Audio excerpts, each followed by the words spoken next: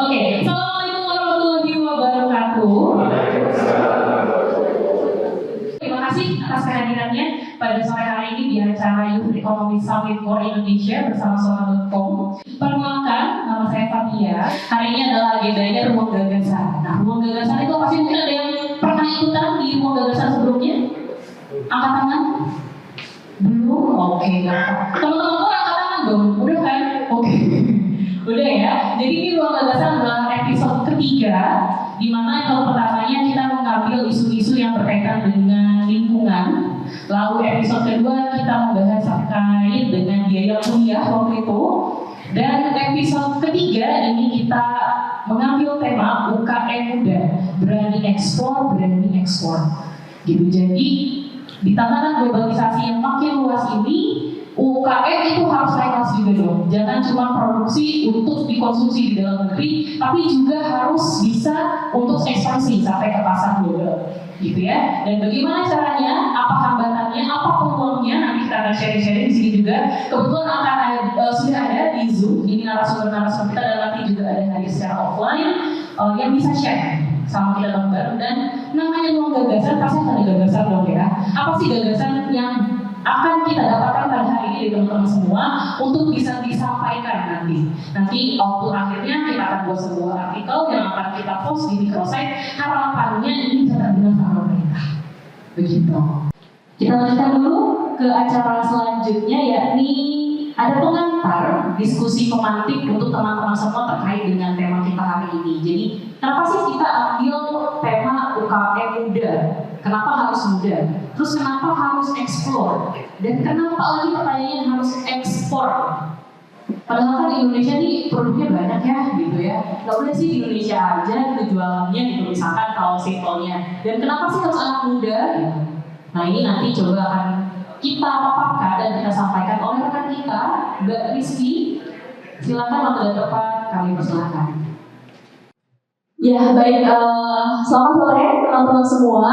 Terima kasih ya, selamat sore Mas, Mbak semuanya sudah hadir. Saya ucapkan terima kasih banyak sudah mau menyempatkan hadir. Mungkin banyak yang sibuk bekerja atau ada yang sedang kuliah juga gitu ya teman-teman semua di sini. Saya ucapkan terima kasih banyak atas kehadirannya. Nah tadi mungkin yang sudah disebutkan sedikit oleh Bapak Tia. Di sini nggak akan berlama-lama, benar-benar hanya pemantik saja. Apa sih yang akan kita diskusikan gitu outline-nya pada sore hari ini? Jadi inti utamanya adalah nanti gagasan dari rekan-rekan semuanya di sini gitu. Di sini sifatnya hanya spill topik-topik yang akan kita diskusikan gitu sampai sore hari ini. Ya mungkin boleh next slide. Rekan-rekan semua sudah sangat paham gitu ya terkait dengan penggolongan UMKM gitu.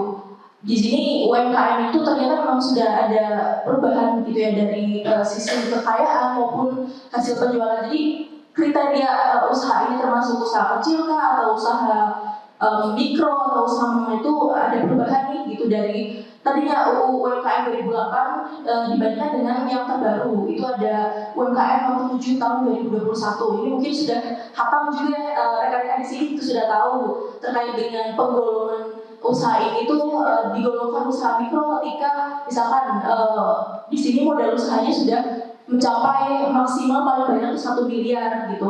Kemudian kalau misalkan untuk usaha kecil itu di kisaran 1 miliar sampai misalkan paling banyak 5 miliar. Kemudian usaha menengah itu ada 5 miliar sampai paling banyak 10 miliar gitu dan seterusnya. Mungkin ini sedikit pengantar gambaran saja terkait dengan UMKM.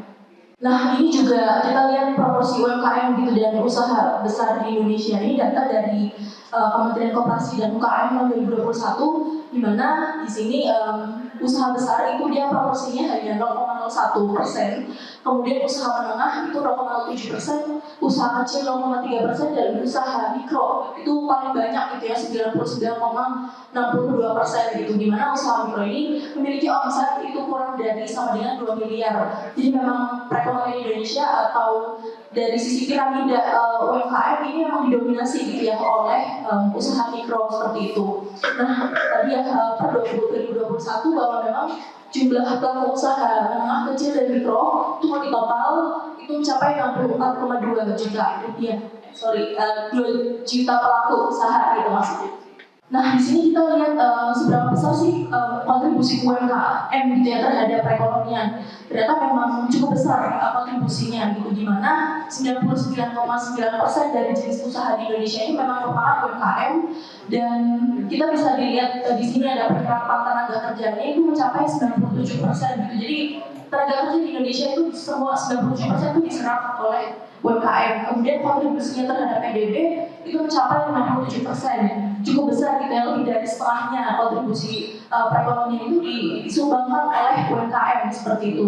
Nah, namun di sini kita bisa lihat bahwa tingkat digitalisasi UMKM dan kontribusi ekspor, nah ini nih yang ekspor ini akan kita bahas, yang akan kita diskusikan pada sore hari ini gitu ya, bahwa memang dengan digitalisasi dan juga kontribusi ekspor itu masih relatif rendah, dan ini menjadi tantangan bagi para pelaku usaha. Mungkin di sini para mas pelaku pasti lebih paham gitu ya, tantangannya seperti apa, hambatannya seperti apa. Mungkin nanti boleh kita sharing-sharing di sini bahwa tingkat digitalisasinya itu baru 26% gitu, baru seperempatnya nih. Dan apalagi untuk kontribusi ekspor itu hanya 15% gitu dari total ekspor nasional, cukup kecil gitu ya, di tengah kontribusi dia terhadap perekonomian nasional itu cukup besar gitu.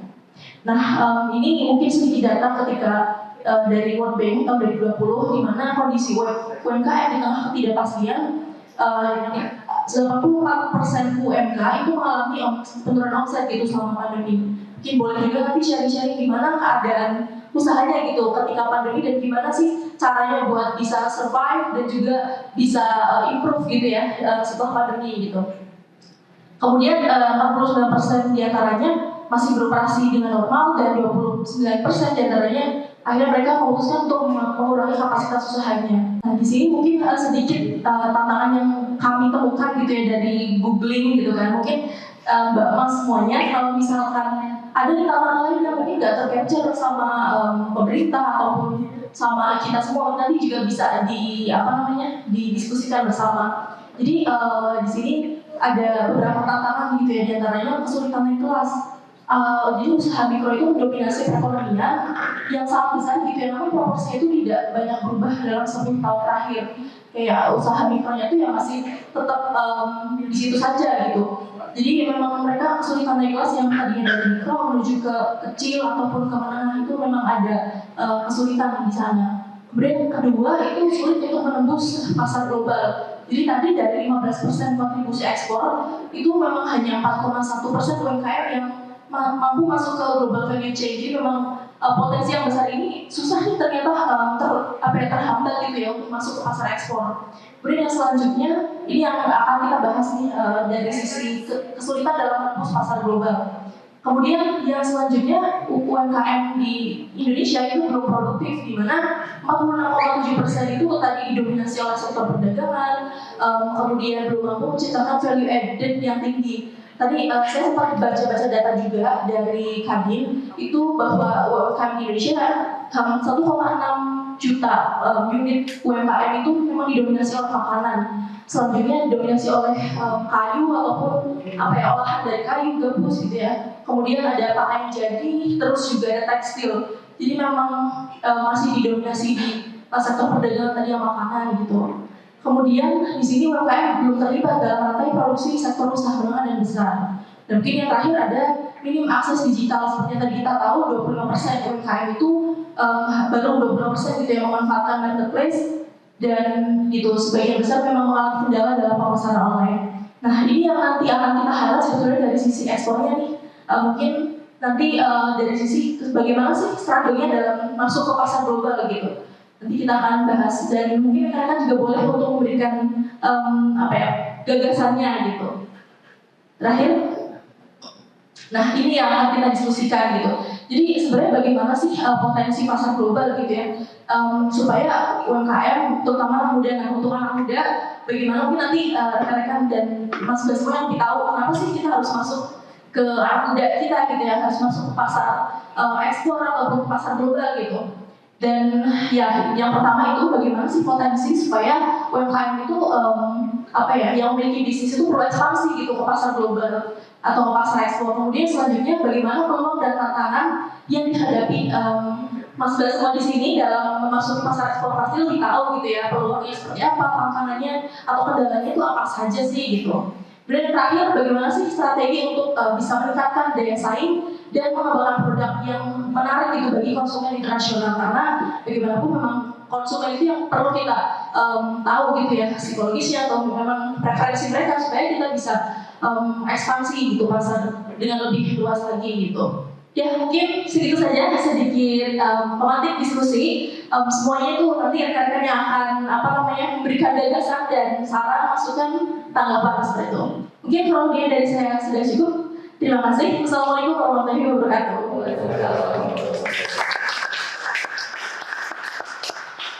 Oke, tadi sudah ada beberapa 3 poin bahasan yang goals-nya untuk kita di sore hari ini, peluang dan tantangan, juga nanti mungkin apa saja kendala untuk masuk pasar ekspor atau sebelum ekspor pun mungkin tantangan dalam negeri itu seperti apa, itu mungkin yang bisa kita diskusikan ke depannya.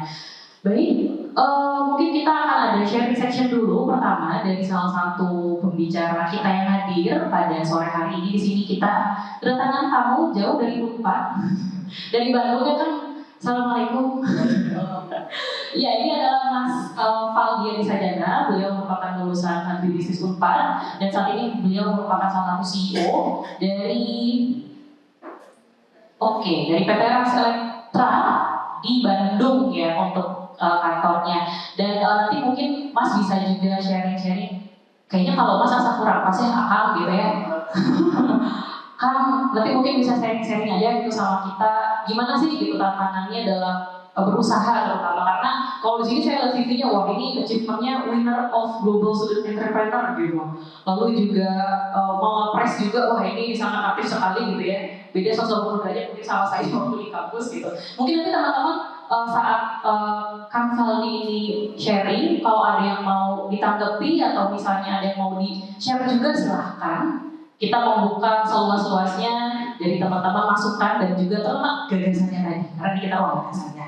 Baik, tidak perlu berlama, monggo Mas Valdi akan siapa lah boleh. Oke, sini. Di sini kan. Bismillahirrahmanirrahim. Assalamualaikum warahmatullahi wabarakatuh. Alhamdulillahirrahmanirrahim. Kita bisa berkumpul lagi di sini. Ini pertama kali saya datang Sokor. Sebenarnya dadakan banget kemarin karena di sini ada Cik Eliza. Cik Eliza ini salah satu teman aku di kampus. Ternyata beliau aktivis yang sering update berita-berita yang aku lihat di TV di mana tentang perekonomian di Indonesia, tentang pertanian. Nah, terus aku diundang ke sini untuk sharing karena ada salah satu perusahaan yang lagi aku bangun, yaitu PT Ras Elektra Adisajana. Nama aku juga dari Valdi Adisajana. Nah, sebenarnya aku juga beberapa perusahaan. Yang pertama itu ada PT Herbal Indonesia, itu bergerak di perminyakan skincare, ada di Bali pabriknya, kebetulan aku direktur utamanya. Lalu ada PT Ras Elektra Adisajana ini, kalau teman-teman tahu skuter Rans, yang skuter listrik yang bisa dilipat, itu penjualannya ada di Transmart, ada di beberapa mall kayak Lipo Kemang, itu punya aku direktur utamanya. Terus aku juga bikin business development consulting, di mana megang skincare. Jadi ada yang pernah kita pegang, pernah ngurusin Benih Indonesia, skincare A, B, C yang pernah kita pegang. Lalu sekarang juga kuliner. Cuman hubungannya dengan ekspor impor ini kendaraan listrik ya. Di sini selama aku dari 2017 di Jakarta, kendala yang paling kerasa problem mobilitas terutama itu butuh cepet ya, satut segala macam. Terus aku melihat ada nih kendaraan listrik skuter ya, saat itu namanya Grab Wheel, mungkin teman-teman udah coba ya, ada di abnormal segala macam.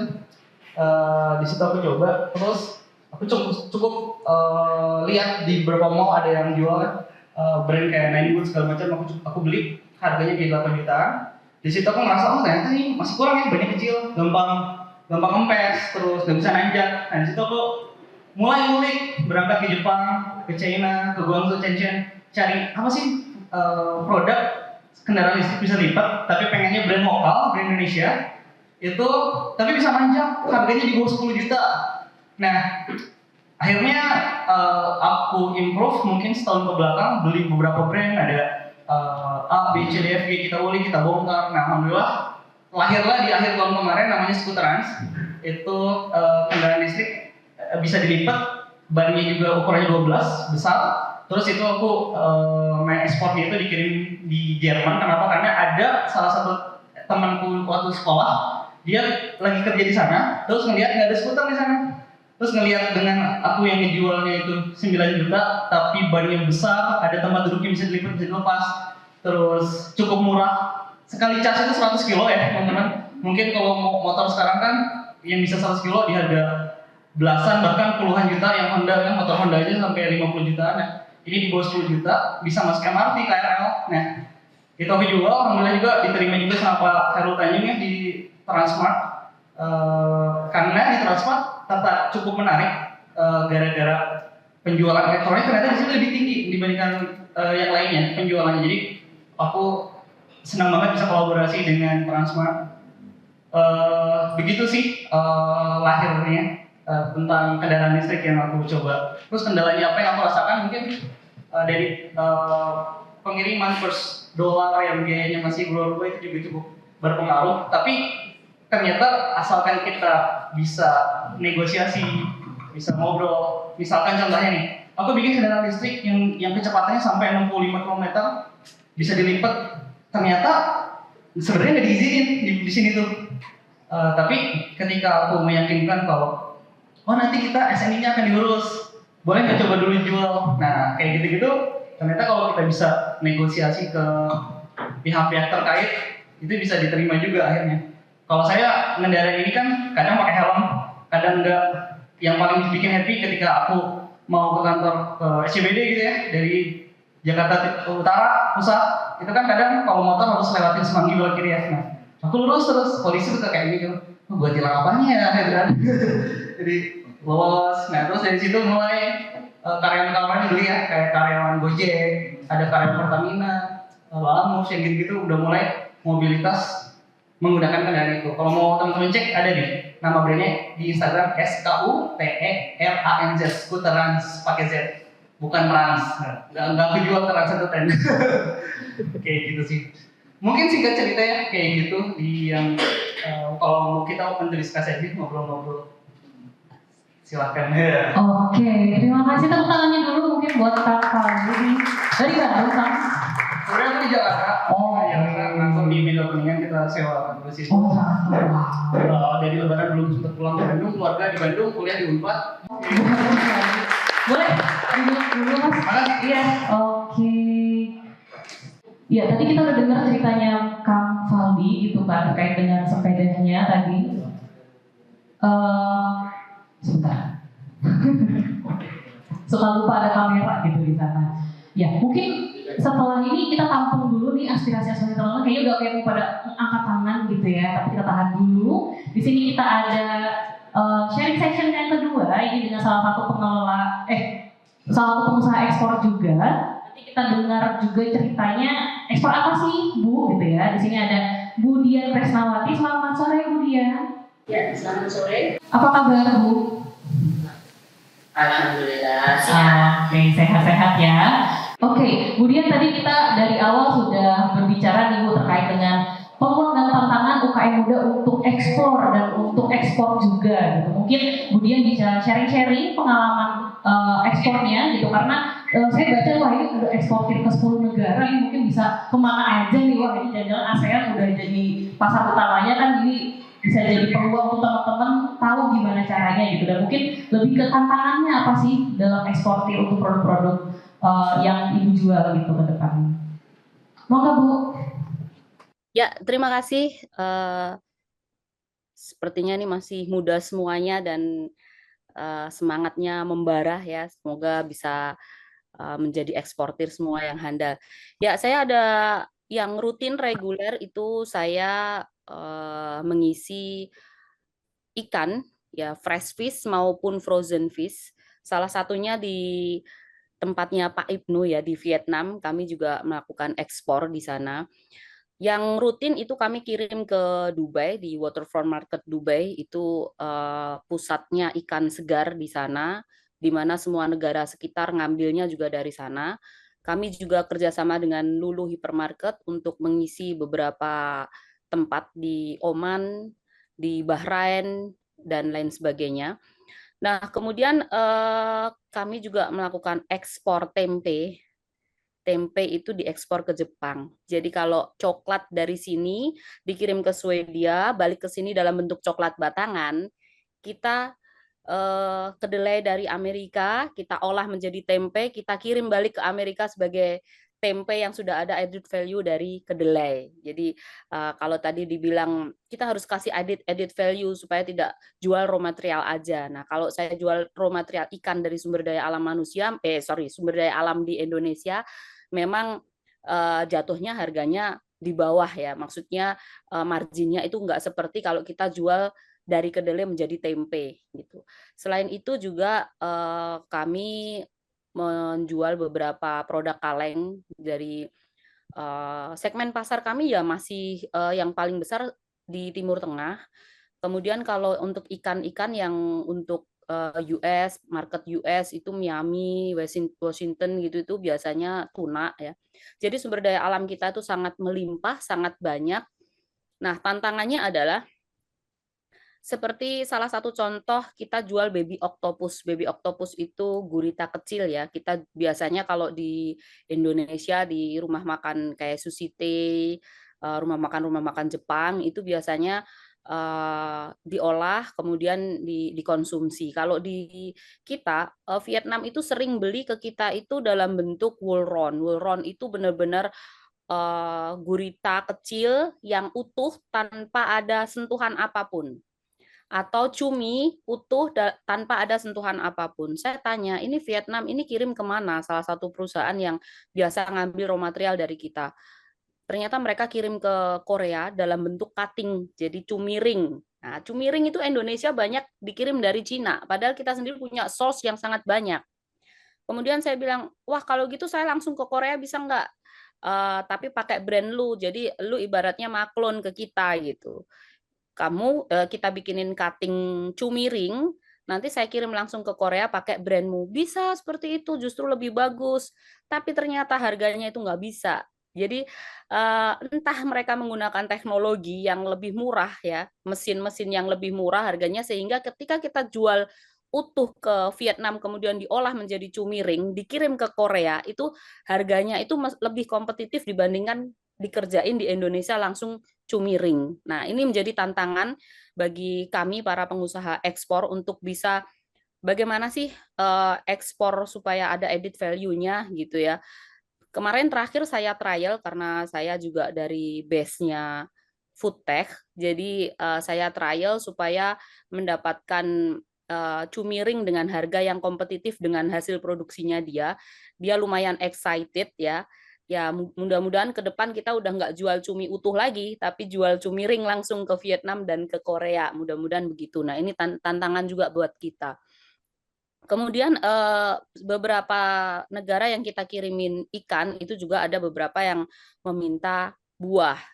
Nah, tantangannya lagi adalah kita bisa kirim buah salak ke Cina, ke negara lain. Tapi di Vietnam kita nggak bisa kirim. Nih nanti mungkin Pak Ibnu bisa dapat masukan ya dari kami yang eksportir buah, utamanya teman-teman saya yang benar-benar fokusnya di buah. Kalau saya sebenarnya fokusnya di ikan, tapi karena ada permintaan kadang-kadang kita kirimkan. Ke Vietnam itu nggak bisa kita ekspor buah, Pak.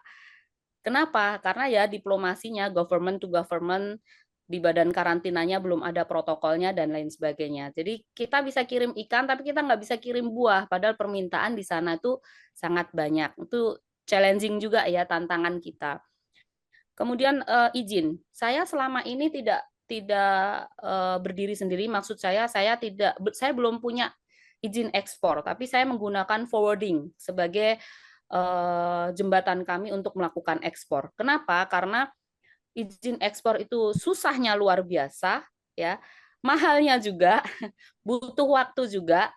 Sementara buyer sudah ayo dong segera ekspor, segera ekspor. Jadi saya bergandengan dengan forwarding untuk mengirimkan barang-barang saya. Dan kalau eksklusif saya izin ekspor untuk ikan saja, nanti untuk produk yang lain saya harus ngurus izin lagi. Itu juga tantangan. Masalah izin itu regulasinya sangat rumit dan butuh waktu yang lumayan lama. Mungkin itu dulu ya dari saya, nanti kita sambil diskusi aja. Terima kasih. Moderator, saya kembali. Oke, terima kasih Bu Dian. Boleh tepuk tangannya dong. Aduh, maaf tadi Bu Dian saya mau informasikan mungkin kameranya nanti kalau pas lagi diskusi bisa diturunkan sedikit gitu ya. Biar nanti terlihat full oleh peserta di sore hari ini yang hadir di kantor Tour Indonesia. Tadi kita udah dengar dari sisi pelaku usahanya nih, mungkin kita bisa dengar dari pemerintahnya sendiri, terutama ini ada beberapa tamu khusus kita datangkan. Mereka adalah former Dubes Indonesia. Yang pertama itu ada Bapak Wahid Supriyanto, beliau merupakan former Dubes Rusia dan Belarus, dan juga Bapak Ibnu Hadi, beliau merupakan former Dubes Vietnam. Mungkin kesempatan pertama saya akan berikan kepada Pak Wahid Supriyanto terlebih dahulu, dan yang akan diwakilkan oleh Bu Masni ya Bu ya. Ya, ya. Terima kasih. Oke. Terima Baik. kasih moderator ya. Ya, koreksi silakan Pak. Nama saya Wahid Supriyadi, bukan Supriyanto. Oke, mohon maaf sekali Bapak. Ya. Saya salah Jadi, mendapatkan informasi. Ini menarik sekali ya, karena saya sekarang udah jadi orang swasta dan banyak melakukan bisnis ya dengan rekan-rekan, termasuk nanti mungkin waktunya saya serahkan sedikit untuk Bu Masni Eritina, Bu Rina. Saya sekarang posisi lagi di Penang.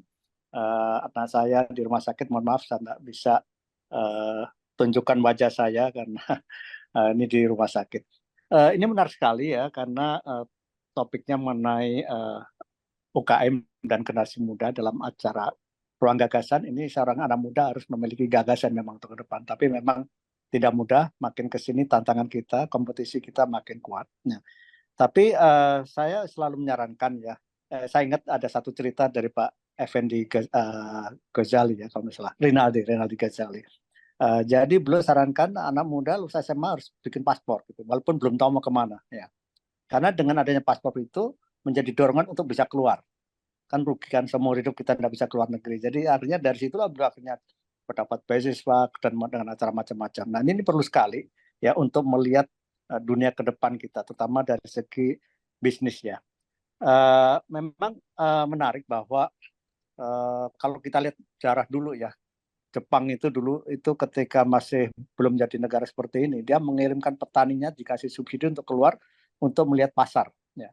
Kan kita tahu akhirnya barang-barang Jepang masuk ke kita enak saja ya, udah selera dengan kita. Jadi kita harus tahu market behavior ya. Ini penting sekali. Jadi saya sarankan juga teman-teman tukang UKM itu untuk aktif dalam acara-acara entah itu event yang diselenggarakan oleh kedutaan ya. Seperti saya waktu di Moskow menyelenggarakan event besar yaitu Festival Indonesia, bahkan sampai masuk 10 event terbesar yang ada di Moskow ya, dan saya mendapat muri dan berbagai penghargaan lain. Dan dari situ ternyata banyak hal-hal yang menarik ya. Ternyata kita yang pertama kali memperkenalkan kerupuk ya, kelihatan sederhana ya di orang-orang Rusia, karena dulu mereka kalau habis minum makanya ikan yang dikeringkan itu kan alot ya. Ketika dikenalkan kerupuk luar biasa ya. Juga nasi goreng dan sebagainya. Peluang itu besar sampai akhirnya bahkan dalam pandemi pun perdagangan kita naik 30-40%, dan kita selalu surplus hampir 1 miliar. Oke, Dari turisnya naik 100% dalam waktu 3 tahun. Jadi memang harus anak-anak muda ini berani keluar ya, memang banyak tantangan. Ada satu contoh kecil ketika saya di Emirat Arab ya. Dubai tadi sudah disebut, itu pusat perdagangan untuk Timur Tengah bahkan untuk Afrika. Ada seorang ibu ya, dia menjual barang yang sederhana yaitu TV kabinet. Tidak ada yang istimewa ya. Waktu saya tanya, gimana Ibu? Oh, alhamdulillah Pak, setelah 4 kali baru saya bisa jualan. Jadi pertama kali ini merek baru, orang lewat saja. 2 kali dikasih kartu nama dilihat. Ketiga dia mulai nanya, oh ini yang tempo hari datang. Jadi akhirnya pada keempat lah itu proses transaksi berjalan dan sampai waktu itu berlanjut gitu ya. Jadi memang perlu endurance juga ya. Kadang-kadang yang pengalaman saya banyak misalnya yang kemarin saya ikut ke sini enggak laku. Ya memang pameran itu bukan untuk lakunya, itu memang pertama kali kita mungkin rugi dulu, tapi itulah perlunya memang ya, sebenarnya bisa ya UMKM itu gandeng perusahaan-perusahaan besar sebagai anak asuh. Nah, saya bersama Bu Rina juga mendirikan Indonesia Africa Business Council. Jadi 5-10 tahun ke depan, the central of growth itu ada di Afrika. Nah, sebagai market baru, itu tidak mudah memang. Banyak kendala, kita ngalamin berbagai kendala. Tetapi Sekarang hasilnya udah mulai nampak. Nah, Bu Rina ini dulu diaspora 13 tahun di Brussels, kemudian mendirikan perusahaan namanya Mutigo, yang 75% tradingnya itu justru produk-produk UMKM, terutama produk makanan.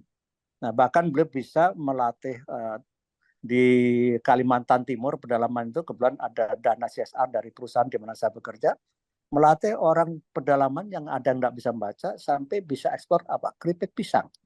Jadi permintaan snack ya, barang-barang seperti keripik pisang, singkong, dan sebagainya itu besar sekali. Karena di negeri 4 musim, barang-barang itu tidak ada. Nah, ini mungkin nanti Bu Rina bisa sharing, nanti bisa tanya jawab kepada Bu Rina mengenai bagaimana trik-trik untuk bisa masuk.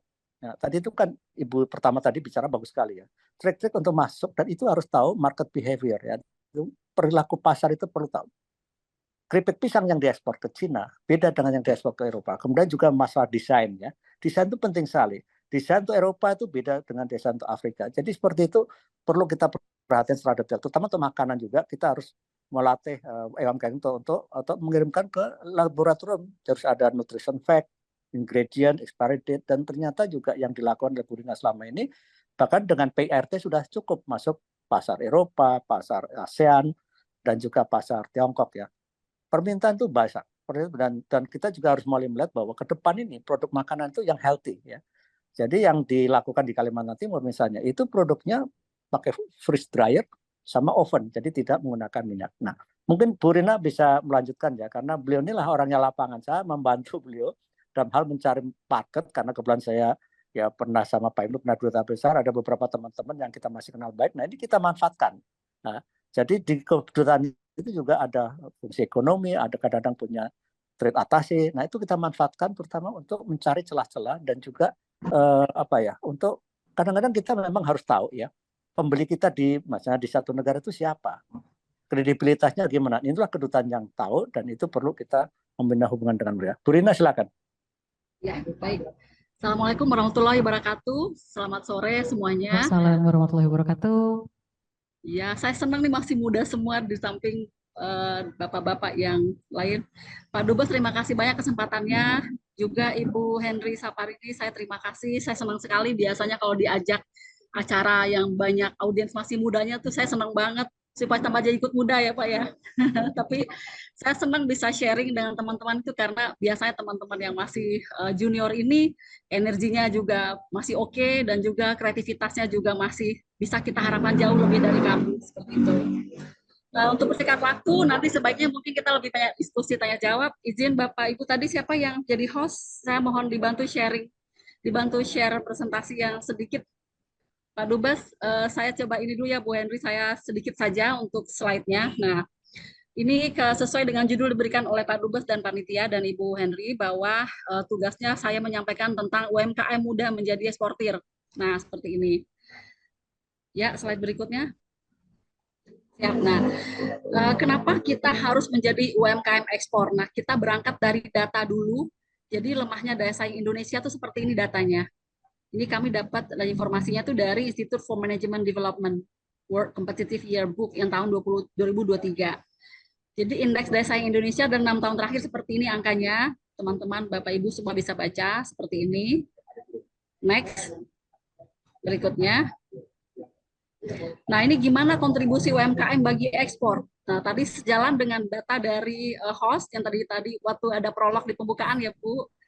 Kontribusi UMKM kita tuh masih 15,7.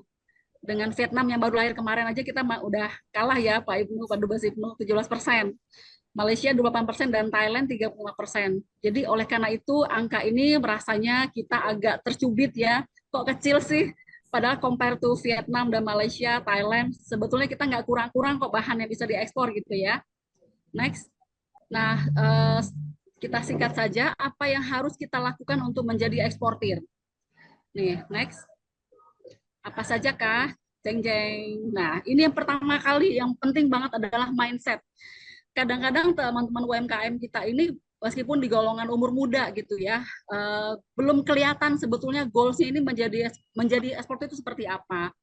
Jadi harus dipastikan dulu karena itu menentukan speed kerja. Mindsetnya kalau mau jadi eksportir jangan setengah-setengah seperti itu. Jadi dari awal kayak mesin itu kita setting dari awal.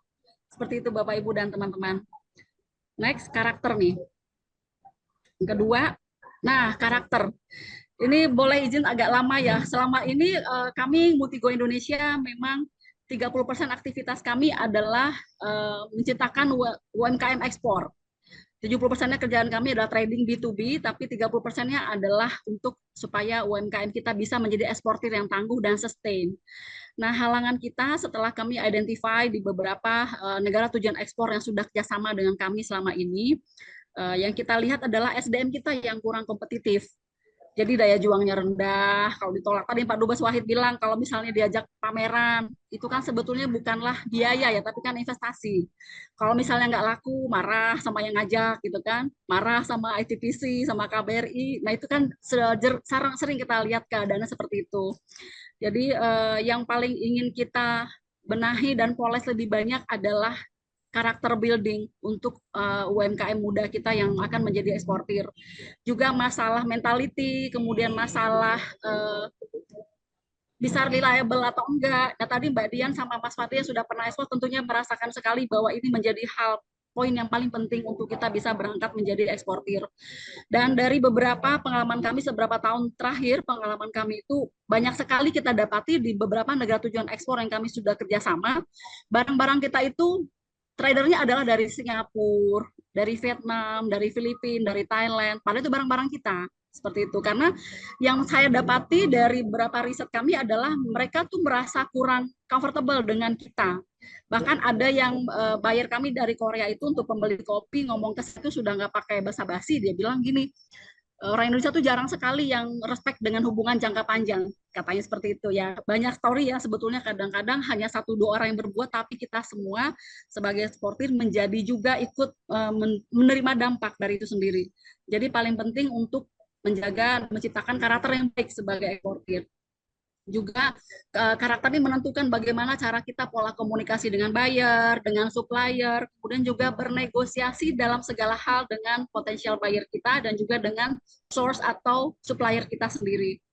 Next. Nah, ini paling penting nih riset market. Karena kita tidak bisa bergerak tanpa data. Dulu saya memang sempat bekerja di perusahaan research, S.C. Nielsen, tapi tidak di bagian research, saya di bagian client service, tapi di situ saya melihat setiap langkah yang kita buat untuk bisa menjadi eksportir itu adalah berdasarkan data. Saya sekarang berada di Padang, sama untuk ada kegiatan dengan Universitas Andalas di Science Technopark. Kami juga menciptakan, berusaha membuat kelas untuk UMKM ekspor dari kalangan mahasiswa. Sama dengan teman-teman di core yang masih pada muda gitu ya. Nah, jadi riset market ini menentukan langkah kita. Kita perlu mengidentifikasi pasar. Misalnya nih ya, dulu banyak yang ngetawain kenapa Multigo buka kantor di Brunei. Kalau di Brussels pastilah ya, karena itu kan salah satu dari pelabuhan besar di Eropa adalah Antwerp, di mana kami memang ada kantor Multigo Internasional di sana. Tapi waktu kita buka di Brunei, banyak yang ketawa, kenapa nggak Singapura, kenapa nggak Thailand, kenapa nggak Filipina gitu ya. Tempat-tempat lain yang menurut kebanyakan orang adalah lebih prospektif. Tapi di kami, riset market kami menunjukkan bahwa memang penduduknya sedikit tuh Brunei, tapi daya belinya bagus. Jadi sampai dari awal kami mulai, sampai sekarang itu angkanya selalu kurvanya naik. Seperti itu. Juga untuk hal lain adalah identifikasi pasar. Kami pada saat mengadakan kelas pendampingan untuk ekspor, di triwulan terakhir tiap tahun, kami mengadakan Indonesia Pop-Up Store namanya, tapi itu dulu sebelum pandemi. Indonesia Pop-Up Store itu kami melakukan semacam pemasaran bersama di toko, di mall, supermarket besar di Antwerp, namanya Stadvestel. Itu tujuan kami adalah untuk riset market sebetulnya. Jadi produk UMKM kita ini yang paling tinggi demand-nya apa? Dan kami biasanya menyelenggarakan itu di triwulan terakhir, yaitu di 1 Oktober 2019 yang terakhir, kemudian berakhir di 31 Januari 2020. Nah, kenapa di akhir tahun? Karena spending terbesar orang Eropa itu adalah di triwulan terakhir, karena di situ ada Natal, ada Tahun Baru. Jadi kita mau melihat riset market itu produk apa nih yang tertinggi. Dan setelah kami dapati sekian tahun itu dari setiap acara pop-up store, maka yang tertinggi demand kita adalah produk snack, produk food dan agrofood. 70% dari yang mempunyai demand tinggi adalah food dan agrofood. Jadi riset pasar penting banget, dan juga kalaupun kita sudah dapat nih ya, food dan agrofood paling tinggi, Tapi kita masih akan detailkan lagi riset pasar itu, misalnya kalau katakanlah tropical fruit, tadi Pak Dubes Wahid udah cerita, tropical fruit itu juga tinggi demand-nya di luar, tapi tropical fruit ini diapain dulu nih, gitu ya. Jadi kami ada produk olahan pisang di tempat Pak Dubes sekarang jadi presiden komisaris, kita bikin kegiatan di masyarakat perkampungan membuat freeze dry. Karena kita sudah identifikasi marketnya siapa. Jadi freeze dry itu pisang yang dikeringkan sehingga nutrisinya nggak hilang, dan tapi rasanya itu masih enak sekali. Bikin lagi gitu teman-teman. Nah, Iya, juga Bu, pisang, masih 2 menit pisang lagi, Bu. siap Ya. Bu. Nah, pisang itu juga ada yang bulat, ada yang panjang. Nah, kita mau lempar kemana nih? Seperti itu. Next. Nah, produk ini kita mesti cari nih dari awal sampai akhir, lahannya di mana, raw material dapat di mana, gimana prosesnya, packagingnya. Lalu kita bikinlah katalognya supaya potensial buyer kita tahu. Next. Nah, legalitas, regulasi setiap negara itu punya sendiri-sendiri ketentuan untuk menerima barang dari negara kita. Relatif kalau di Eropa itu lebih strict, ada juga sekarang kami lagi lihat potensi di Afrika, mereka lebih santai, jadi kita kenali dulu regulasi dari negara tujuan ekspor. Kemudian sertifikasi apa yang diperlukan untuk produk kita di negara tujuan ekspor tersebut. Next. Nah, mengelola keuangan ini paling penting juga, karena kita harus tahu bagaimana untuk ekspor itu, bagaimana cara kita mengelola keuangan usaha, sehingga untuk ekspor yang rata-rata kita harus bayar dulu di depan untuk kepada supplier, dan juga kita menerima pembayaran itu nanti biasanya setelah barang kita masuk ke dalam kapal. Next. Nah, ini logistik dan negosiasi kontrak. Nah, ini juga agak krusial, sehingga di dalam materi kami dalam pendampingan ekspor ini menjadi kadang-kadang 2-3 sesi sendiri nih. Berikutnya, nah, logistik dan pengiriman, kita perlu juga tahu bagaimana keadaan forwarding dari masa ke masa, karena ini sangat fluktuatif, sangat-sangat dinamis. Bisa aja hari ini harganya masih murah ke Afrika, besok tiba-tiba naik $500 per kubik, seperti itu. Kita harus tahu logistik dan pengiriman. Next. Nah, ini juga dokumen-dokumen ekspor seperti ini kita kenali banget, harus seperti apa yang bisa di-accept oleh negara tujuan ekspor kita, karena masing-masing negara itu punya ketentuan untuk logistiknya juga beda-beda permintaan dokumennya. Nah, ini bahan agak teknis, tapi saya yakin teman-teman yang masih pada muda ini pasti akan lebih mudah menerapkannya, karena speed biasanya lebih kencang daripada kami yang sudah lebih duluan terjun. Jadi posisinya sudah agak lebih speednya lamban. Berikutnya. Nah, ini saya tutup dengan sedikit challenge buat teman-teman semuanya, bahwa wirausaha itu ibarat bermain infinite game. Jadi yang pemenangnya adalah yang mampu bertahan. Kan kalau kita biasa main game itu ya di handphone gitu ya, kan selalu ada levelnya nambah ya. Level 1 selesai, level 2 selesai, level 3. Ini sebetulnya sky is the limit. Jadi untuk kita menjadi wirausaha itu nggak ada limit sebetulnya. Kalau kita sering dengar itu istilah bahwa sky is the limit, adalah artinya tidak ada limitnya, tidak terbatas. Jadi wirausaha itu bisa bergulir, bergerak sampai kapanpun dan dimanapun. Terima kasih, demikian Bapak Ibu semua. Terima kasih telah mendengarkan saya. Assalamualaikum warahmatullahi wabarakatuh. Waalaikumsalam warahmatullahi wabarakatuh. Bawa tepuk tangannya. Terima kasih. Iya, terima kasih paparannya tadi oleh Pak Wahid dan Bu Masni. Ini menarik juga Bu, terkait dengan tadi Pak Wahid juga bilang di awal endurance ya, karena mau nggak mau ini kayak survival game aja gitu kan, yang kuat yang bertahan gitu kan ya. Dan mungkin ini apa sih Bu yang kira-kira bisa dibantu mungkin dari Bu Masni atau dari pemerintah sendiri untuk teman-teman ini UKM sebenarnya mungkin tertarik Bu untuk ekspor, tapi bagaimana dan apa yang bisa dibantu oleh Bu Masni dan juga pemerintah sendiri? Mungkin boleh dijawab dulu Bu. Iya, kalau kami sendiri bisa provide adalah ini sih Bu, kami sengaja memang membuat kelas-kelas ya, kelas dan kerjasama dengan banyak pihak, dengan kampus. Ini sekarang saya lagi di Padang dengan Universitas Andalas, dengan STP, jadi Science and Technopark itu memang lagi ada program untuk menciptakan eksportir muda. Jadi kenapa harus dengan kelas? Karena menurut kami sekalian buat akselerasi ya. Dulu kami masih kadang-kadang bantu teman-teman UMKM secara individu, cuma kami lihat efeknya, dampaknya nggak ada percepatan untuk menambah jumlah eksportir. Sehingga kami sarankan teman-teman bergabunglah dengan banyak sekali pemerintah dan akademik ya, dengan dari akademisi itu menyelenggarakan banyak sekali kelas-kelas pendampingan, inkubator seperti itu, ikut aja dulu Bu. Kemudian juga rajin-rajin nyamperin ke Menlu ya Pak Dubes Ibnu juga pasti tahu lah tiap tahun selalu ada event yang diselenggarakan di pemerintah. Nah insya Allah nanti tanggal 5 Juli kami ke Nigeria, jadi KBRI menyelenggarakan juga Indonesia Expo. Rajin-rajin aja ikut itu, tahan banting aja meskipun pertama kali belum untung, belum profit. Karena kadang-kadang pameran itu tidaklah hanya sebatas, tidak hanya berarti kita create margin, tapi pengalaman dan juga banyak sekali data yang kita bisa kumpulkan sebagai produsen untuk nanti bisa atau eksportir untuk bisa menjadi eksportir juga seperti itu. Dan yang ketiga adalah perbanyak networking aja Bu. Setiap pameran pasti kita ketemu banyak teman-teman yang tidak hanya akan menjadi buyer barang kita, tapi juga akan menjadi partner untuk saling bertukar informasi. Seperti itu. Pokoknya selalu update aja dari networking yang sudah ada. Iya, baik. Terima kasih Bu Masni atas informasinya. Boleh tepuk tangannya lagi teman-teman semua? Ya, sama-sama. Ya, terima kasih Bu Masni. Ya, mungkin kita lanjut dulu ke sharing section berikutnya. Di sini sudah ada menunggu Bapak Ibnu Hadi. Selamat sore, Pak.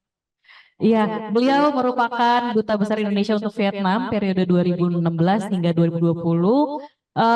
Dan beliau selama menjabat sebagai Duta Besar di Vietnam banyak sekali membantu untuk meningkatkan ekspor Indonesia, baik produk dan juga pariwisata Indonesia untuk mempromosikan Indonesia di tanah Vietnam. Mungkin boleh Pak sharing-sharingnya dari Pak Hadi, silakan.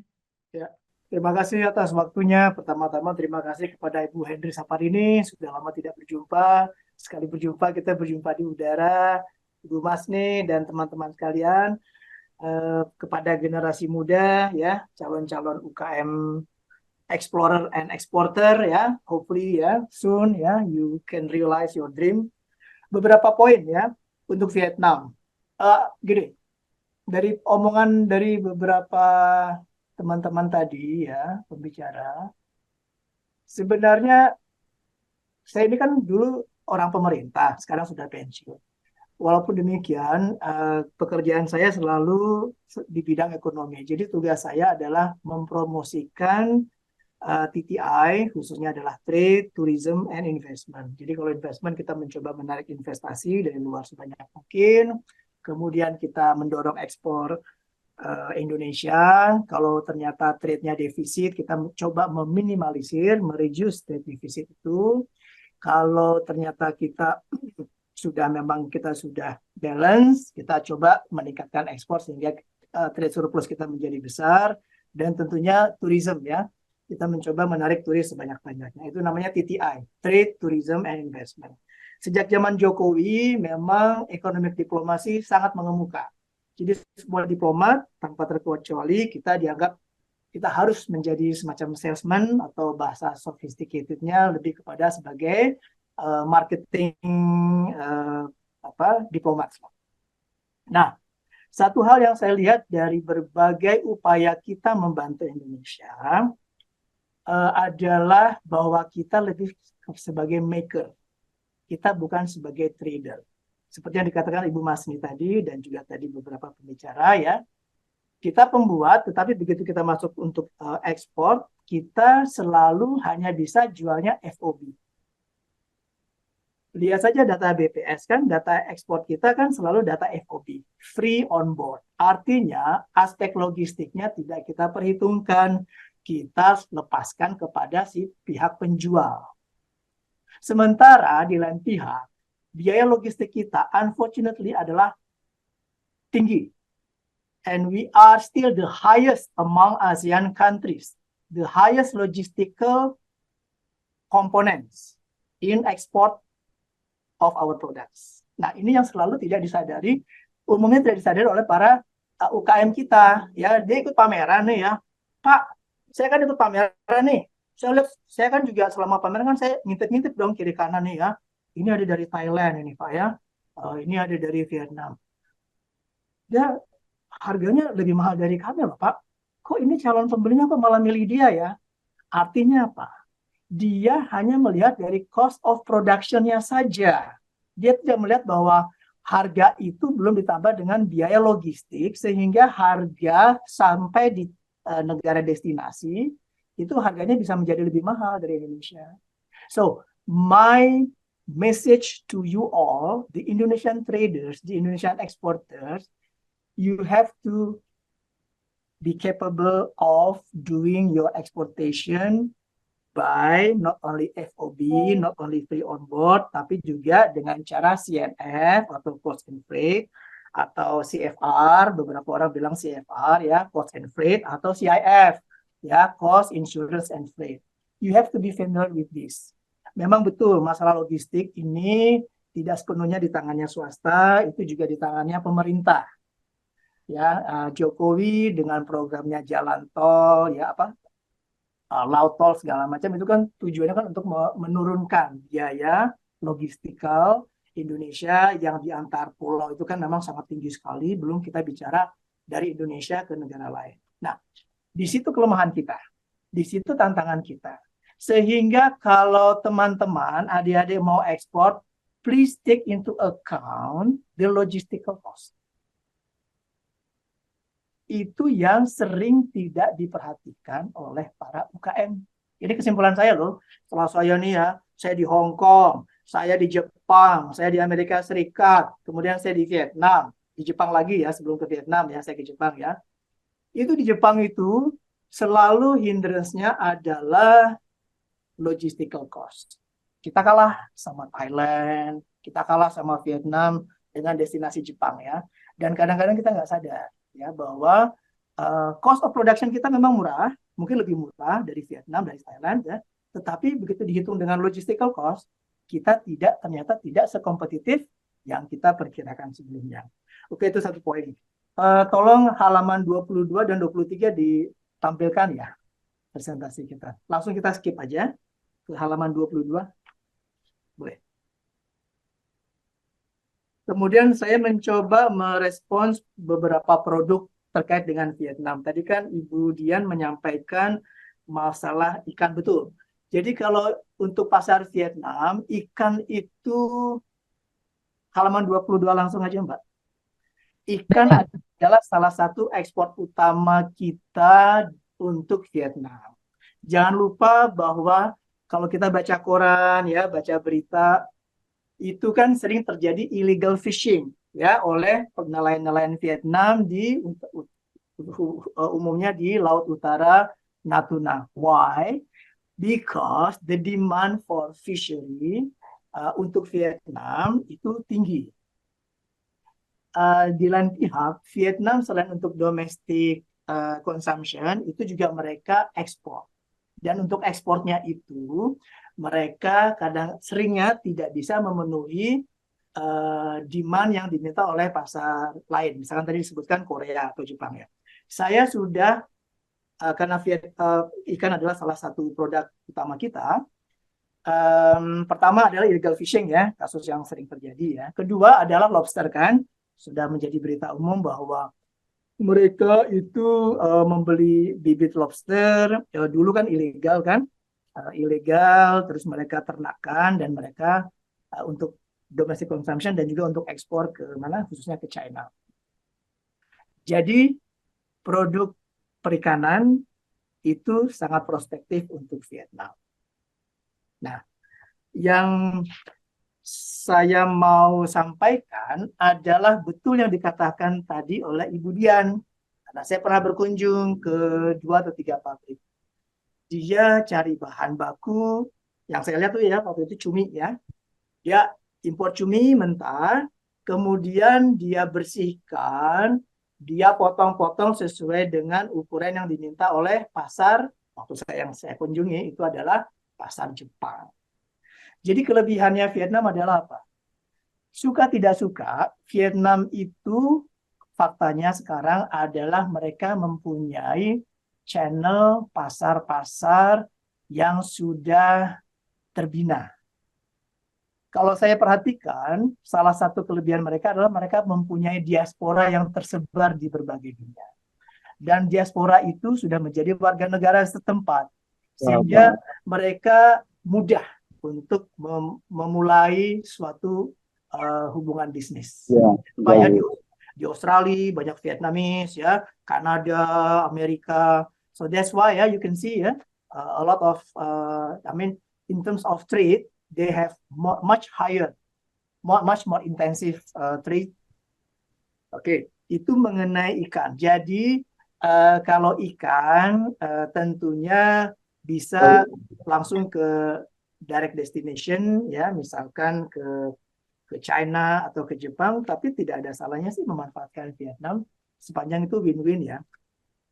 Dan kalau mereka sudah punya pangsa pasar ke Korea atau ke Jepang, berarti kan mereka they already know ya their behavior ya.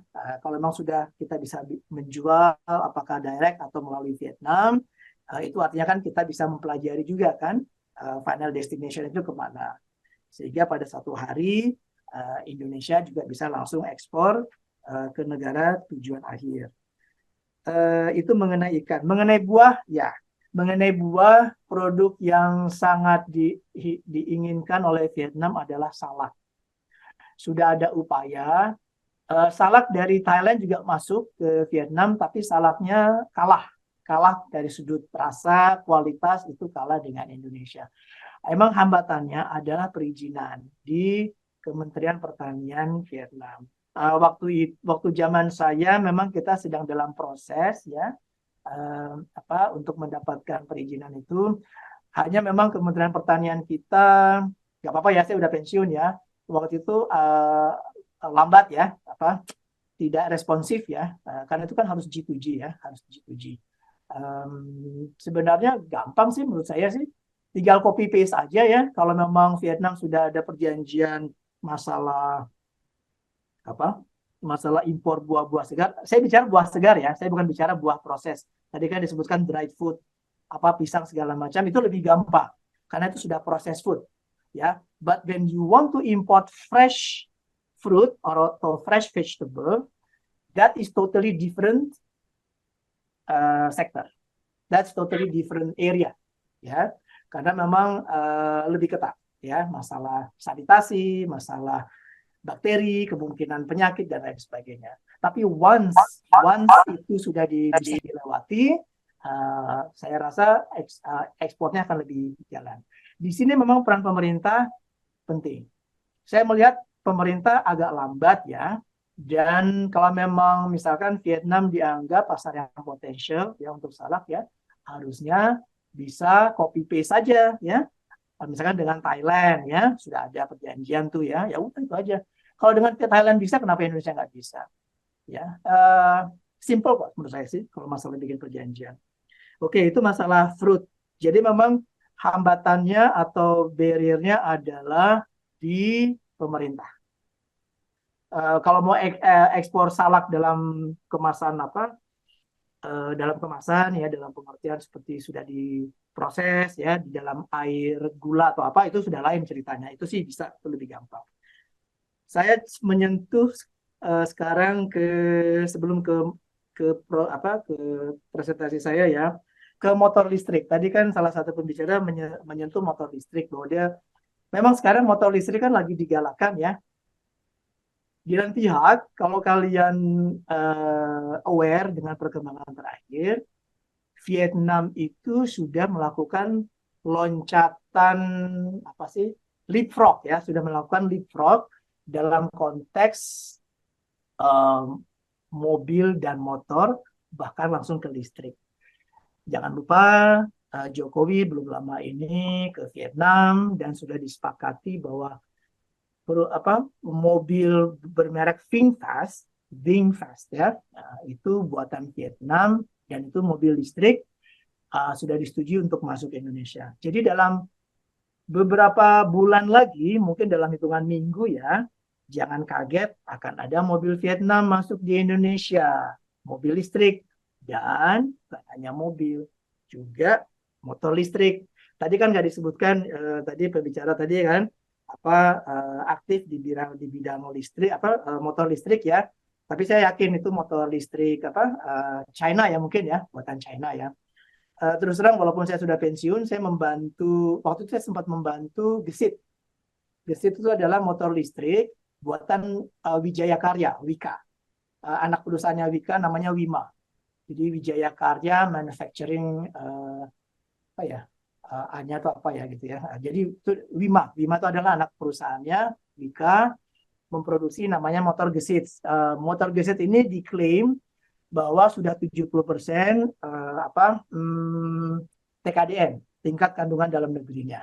Jadi memang basically itu adalah produk dalam negeri.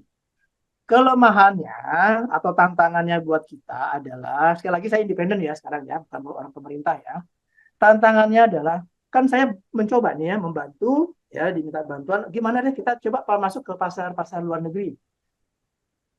Barang berteknologi itu tidak semudah kita mengekspor ikan, buah aja udah cukup susah ya, karena perlu ada standar kontrol mengenai sanitasi ya, atau masalah pestisida dan lain sebagainya. Apalagi yang dengan teknologi. Jadi kalau motor itu kan, atau mobil ya, itu kan banyak spesifikasi-spesifikasi yang harus ya sebagian besar negara itu merefer kepada asosiasi internasional. Kaca spion sudah diakui belum sama asosiasinya? Rangkanya sudah diasosiasi belum sama asosiasinya nih? Terus kabel-kabel listriknya ini sudah diakui belum dengan standar ini? Nah, itu yang namanya gesit itu masih bolong ya. Jadi nggak bisa masuk. Misalkan pasar sudah tertarik nih, oke deh kita mau ambil nih beberapa sampel ya.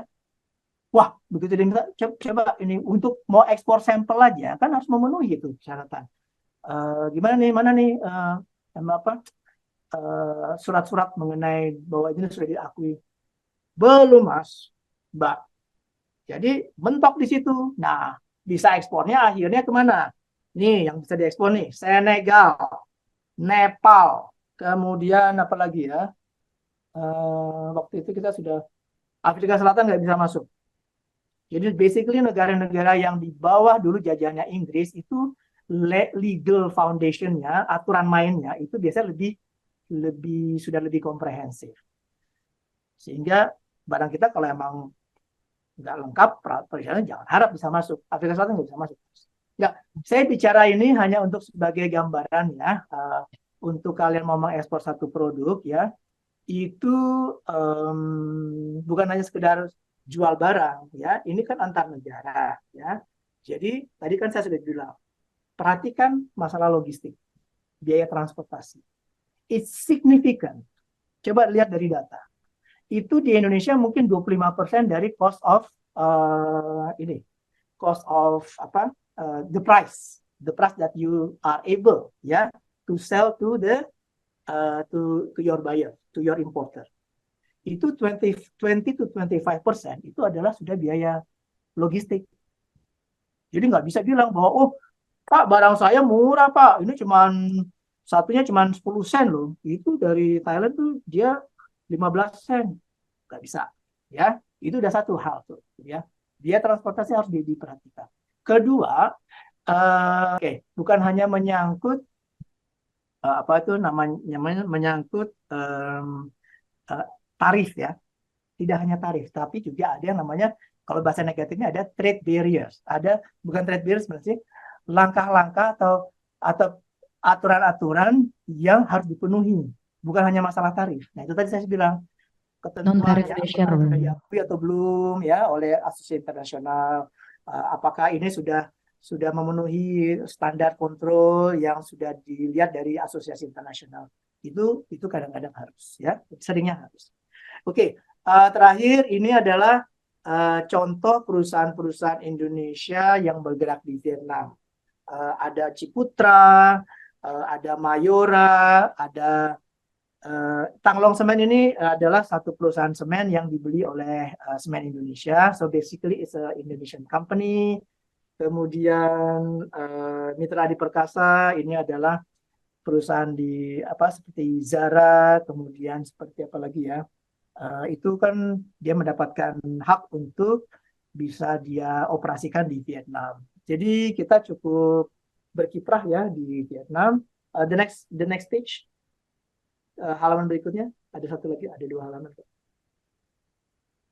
Nah ini yang baru ya. Ini ada Gojek, ada Ruang Guru, ada Sociala, yang basically mereka melakukan bisnis mereka, tetapi mengandalkan aplikasi ini ya. Nah, Untuk generasi muda tentunya aplikasi atau elektronik ya, elektronik bisnis ya, e-bisnis itu kan adalah bagian yang tidak terpisahkan.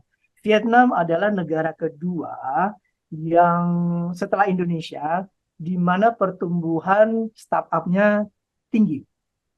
Nah, ini adalah berita yang baik buat teman-teman UKM, karena tentunya UKM ini kan udah beda ya, UKM sekarang kan basically juga lewat elektronik.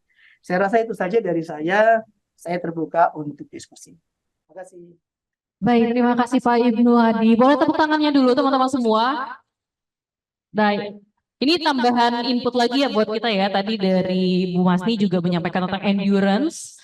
Dan Pak Hadi ini banyak berbicara masalah tadi. Jangan lupa ini logistik ini penting. Karena kalau logistik kita nggak dihitung ini bisa kalah dengan negara lain gitu ya. Dan banyak tadi poin-poin menarik yang mungkin bisa kita diskusikan. Dan mungkin pertanyaan besarnya adalah pemerintah kan sudah banyak bantu nih. Kita harus apa sih Pak gitu, Bu gitu. Mungkin nanti kedepannya teman-teman bisa share juga pengalaman-pengalamannya terkait dengan ekspor ataupun mungkin ada yang mau ekspor tapi selama di perjalanan ternyata ada yang menghambat gitu. Nah itu mungkin bisa share juga biar nanti kita bisa cari tahu solusinya bareng-bareng gitu. Oke, saya serahkan kepada Floor untuk teman-teman mungkin ada yang mau menyampaikan pendapatnya atau yang mau memberikan masukan atau berbagi pengalaman mungkin silahkan. Ya, adakah? Oke. Boleh nanya. Mungkin dari Bu Ambar ya. Oke, boleh silakan Bu. Assalamualaikum warahmatullahi wabarakatuh. Selamat sore Bapak Ibnu Hadi, Bapak Dubes, Ibu Masni, sama Ibu Saparini ya. Terima kasih kesempatannya, saya sudah diundang di sini. Saya dari UMKM Pak, kebetulan saya itu perorangan masih ya, belum berbentuk PU. Insya Allah segera. Pertimbangannya banyak juga sih, dan alhamdulillah sejauh seperti Bapak bilang tadi ya, Presiden Jokowi sudah banyak memfasilitasi ke UMKM dari segi perizinan. Alhamdulillah juga perizinan yang saya sudah dapatkan sudah sampai TKDNIK Pak. Alhamdulillah, dan pengalamannya sih belum lama saya masuk di atas perdagangan Canberra Australia. Itu saya mempelajari dulu Pak, karena masih melihat regulasi dan dokumen-dokumen yang harus dilengkapi.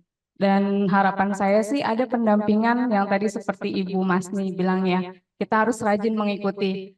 Sudah rajin mengikuti, tapi kita masih bingung juga Pak, bagaimana sih cara memanage dokumen-dokumen itu supaya tidak salah. Lalu yang kedua juga pajak ya Pak, itu penting banget pajak, karena kami sendiri kebetulan sudah ada di e-katalog sektoral Kementerian Luar Negeri, di mana ketika terdapat transaksi pun itu sudah ada pajaknya. Lalu pajak ekspor itu penting kita harus ketahui, karena berapa sih persentase yang harus kita hitung dari margin yang ada gitu ya Pak. Karena kan itu nggak mungkin kita ekspor kita nggak profit gitu loh ya Pak. Pasti kan kita menginginkan profit dan berkelanjutan. Ibaratnya ada trust antara kami pelaku UMKM dengan buyer di luar. Itu aja sih Pak. Regulasi yang terpenting buat kami itu adalah bagaimana memanage dokumen, lalu apakah ada pendampingan khusus untuk dokumen-dokumen tersebut, terutama di pajak ya Pak, karena pajak sangat krusial sekali buat saya gitu loh, selaku UMKM yang akan menuju ke badan usaha gitu kan. Dan sudah beberapa kali melakukan transaksi di berbagai instansi dalam bentuk merchandise seperti itu Pak. Terima kasih Pak. Selamat sore. Assalamualaikum warahmatullahi wabarakatuh. Waalaikumsalam warahmatullahi wabarakatuh. Terima kasih banyak. Bu Ambar, produknya apa Bu kalau boleh tahu Bu? Oh di Kria ya, di Craft ya. Oh merchandise untuk event-event pemerintah Ya, gitu. merchandise event-event pemerintah. Kayak souvenir gitu ya. Betul, Oke oke. Dan ini emang udah ada rencana mau ekspor? Ya insya Allah tahun ini sih kebetulan baru masuk di Addakan BR Australia, lalu juga belum lama masuk di Semesta Kemenkop UKM. Oke, terima kasih Bu Abel untuk sharing-sharingnya. Mungkin sebelum ke teman-teman yang sharing, mungkin tadi dari Mas Fadli sama Mbak Dian kalau mau sharing atau mau tanya juga boleh, nanti silakan aja. Mungkin ada lagi yang mau bertanya atau mau memberikan tanggapannya tadi? Oh, Mas yang oke, nanti belakang ya. Oke, thank you. Silakan. Nama dan dari mananya boleh Mas, silakan. Assalamualaikum warahmatullahi wabarakatuh. Waalaikumsalam warahmatullahi wabarakatuh. Perkenalkan, nama saya Habibi, saya dari Bekasi, tapi kalau kampungnya dari Magelang. Jadi saya ini benar-benar orang desa, orang bawah lah, ya kan. Kita nggak ngerti apa yang namanya ekspor, impor. Jadi menurut kita itu biasa sekali gitu. Salah satunya juga pilih teman-teman para petani juga kan rata-rata tuh supply-nya itu cuma sampai ke Tengkulak, tapi nggak bisa sampai kota. Jangankan mikir sampai ke ekspor, tapi ke kota aja berat, gitu Bapak Ibu. Jadi pertanyaan saya pertama itu, saya pengen gimana ya cari informasi mengenai roadmap ekspor itu seperti apa sih? Ya kan, misalnya tadi dibilang ada market behavior, kita harus tahu kita research-nya gimana. Terus setelah tahu marketnya begini, oh beberapa saya ada kenalan di luar negeri, pengennya butuhnya seperti ini, seperti ini. Terus nanti lewatnya lewat jalur mana? Selain itu nanti di Indonesia tadi ada yang dibilang tadi legalitas, regulasi, sertifikasi, intinya dari roadmap itu yang bisa kita pelajari itu ada nggak sih? Yang mana dulu mungkin Ya, atau kita punya apa? Terus nanti kita harus ngapain? Step by stepnya. Kita kalau mau nanya kemana, kita siapin semua. Itu yang pertama. Yang kedua nih standar ya, permodalan kembali lagi. Kita ini sebagai usaha mikro, ya kan kalau kita akses beberapa permodalan, salah satunya investor, itu kadang kita perlu record. Sedangkan ini kan kita mikro, kita belum pernah nih untuk ekspor ke luar negeri. Jangankan ke luar negeri, ke kota besar aja kadang-kadang berat gitu. Iya. Jadi recordnya belum ada. Yang kedua, kalau kita akses perbankan, rata-rata perlu agunan, jaminan. Sedangkan ini saya juga banyak teman-teman yang baru starting, baru mulai, wah agunannya nggak ada, atau agunannya susah, namanya nama-nama orang tua, nama keluarga. Ini kira-kira apa ada solusi lain? Misal contoh kalau saya juga ada beberapa teman yang bisa dapat menarik investasi dari luar, itu kira-kira seperti apa sih? Ada bayangan nggak sih buat kita gitu? Ya sementara itu dulu, biar yang lain juga nanti kebagian. Sementara terima kasih. Assalamualaikum warahmatullahi wabarakatuh. Waalaikumsalam warahmatullahi wabarakatuh. Terima kasih Mas Habibi untuk pertanyaannya.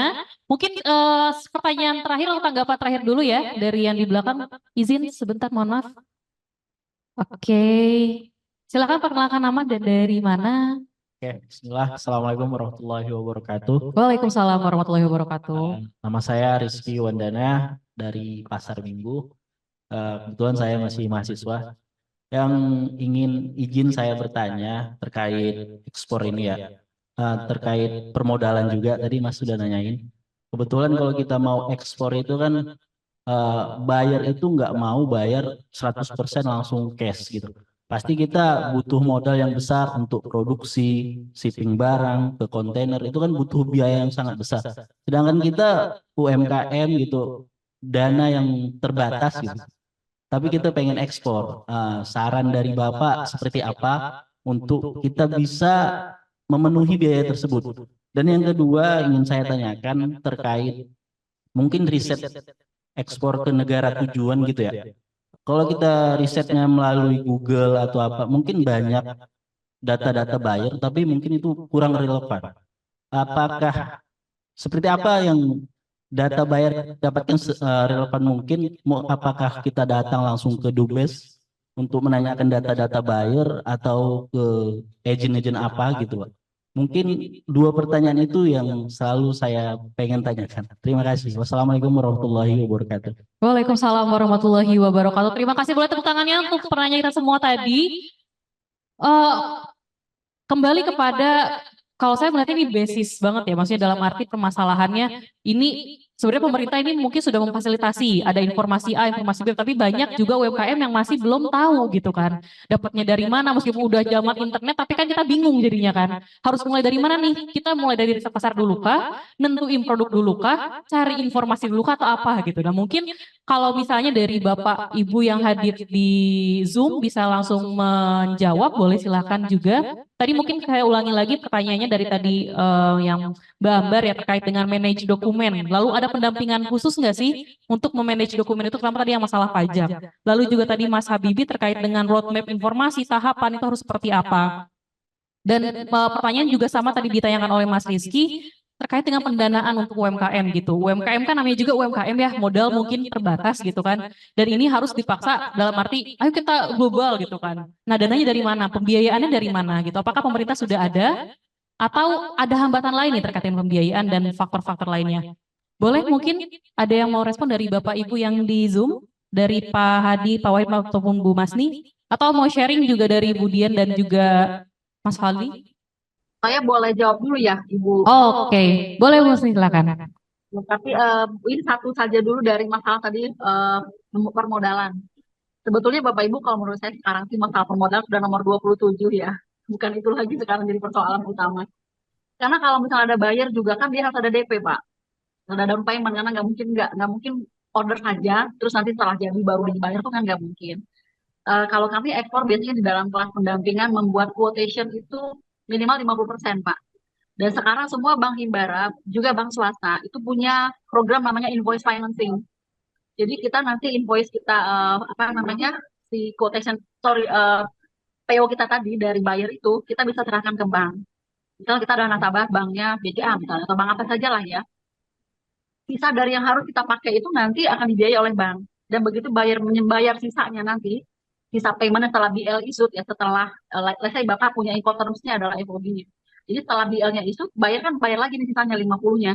Itu udah langsung dipotong oleh bank, jasanya bank. Jadi sebetulnya Bapak nggak punya modal juga nggak apa-apa sih Pak. Tadi yang paling utama tadi yang kami di dalam slide saya kan adalah karakter, mindset, itu dulu sih Pak. Kalau permodalan bank sekarang sudah malah terjun langsung kadang-kadang datangin beberapa komunitas UMKM untuk pendanaan invoice financing itu nama programnya. Itu permodalan sih Pak. Kalau untuk masalah tadi Pak mindset, jangan bilang usahanya kecil, anggap aja gede meskipun jualannya masih balon gitu kan. Biarin aja Pak. Yang penting di sini di kepalanya itu gede dulu gitu loh. Nah, jadi itu saja sih Pak karena memang masalah permodalan sangat krusial untuk teman-teman UMKM. Cuma tapi pikirkan bahwa dimulai dari kecil aja dulu nggak apa-apa, tapi pembelinya pasti harus ada DP gitu. Kalau kita masih tidak ada yang bantu secara personal, udah pergi ke bank, pasti bank manapun sekarang ada program invoice financing namanya Pak.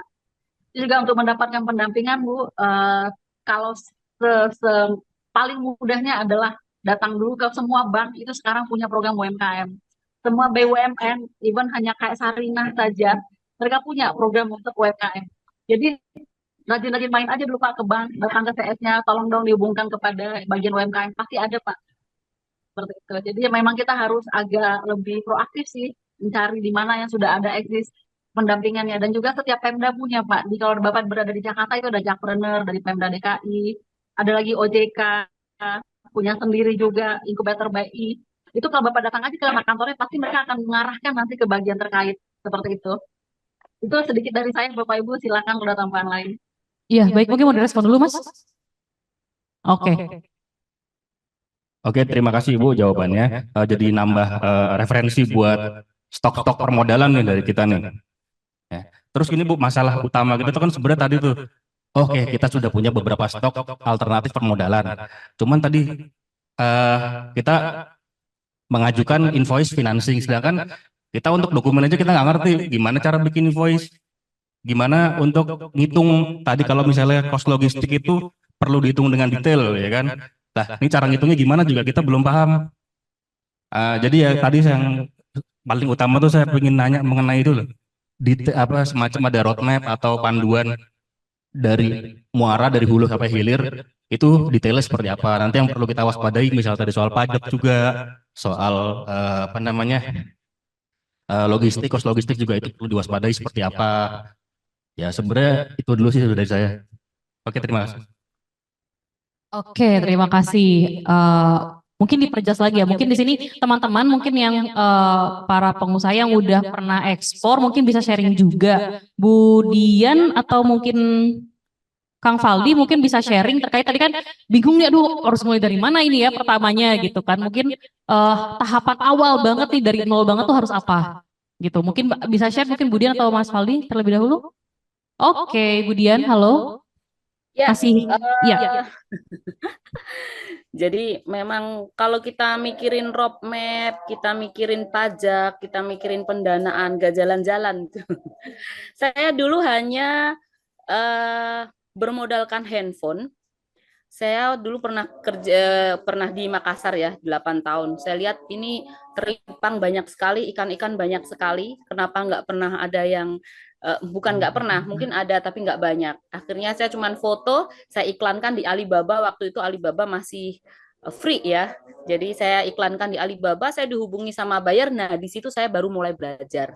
Saya nggak tahu roadmap-nya bagaimana, market behavior-nya nggak tahu bagaimana. Tapi saya modalnya waktu itu ya cuma nol, nggak ada. Bayarnya mau datang ke Makassar, kemudian kita layani, kita diskusi, kita jadi jembatan dengan para nelayan.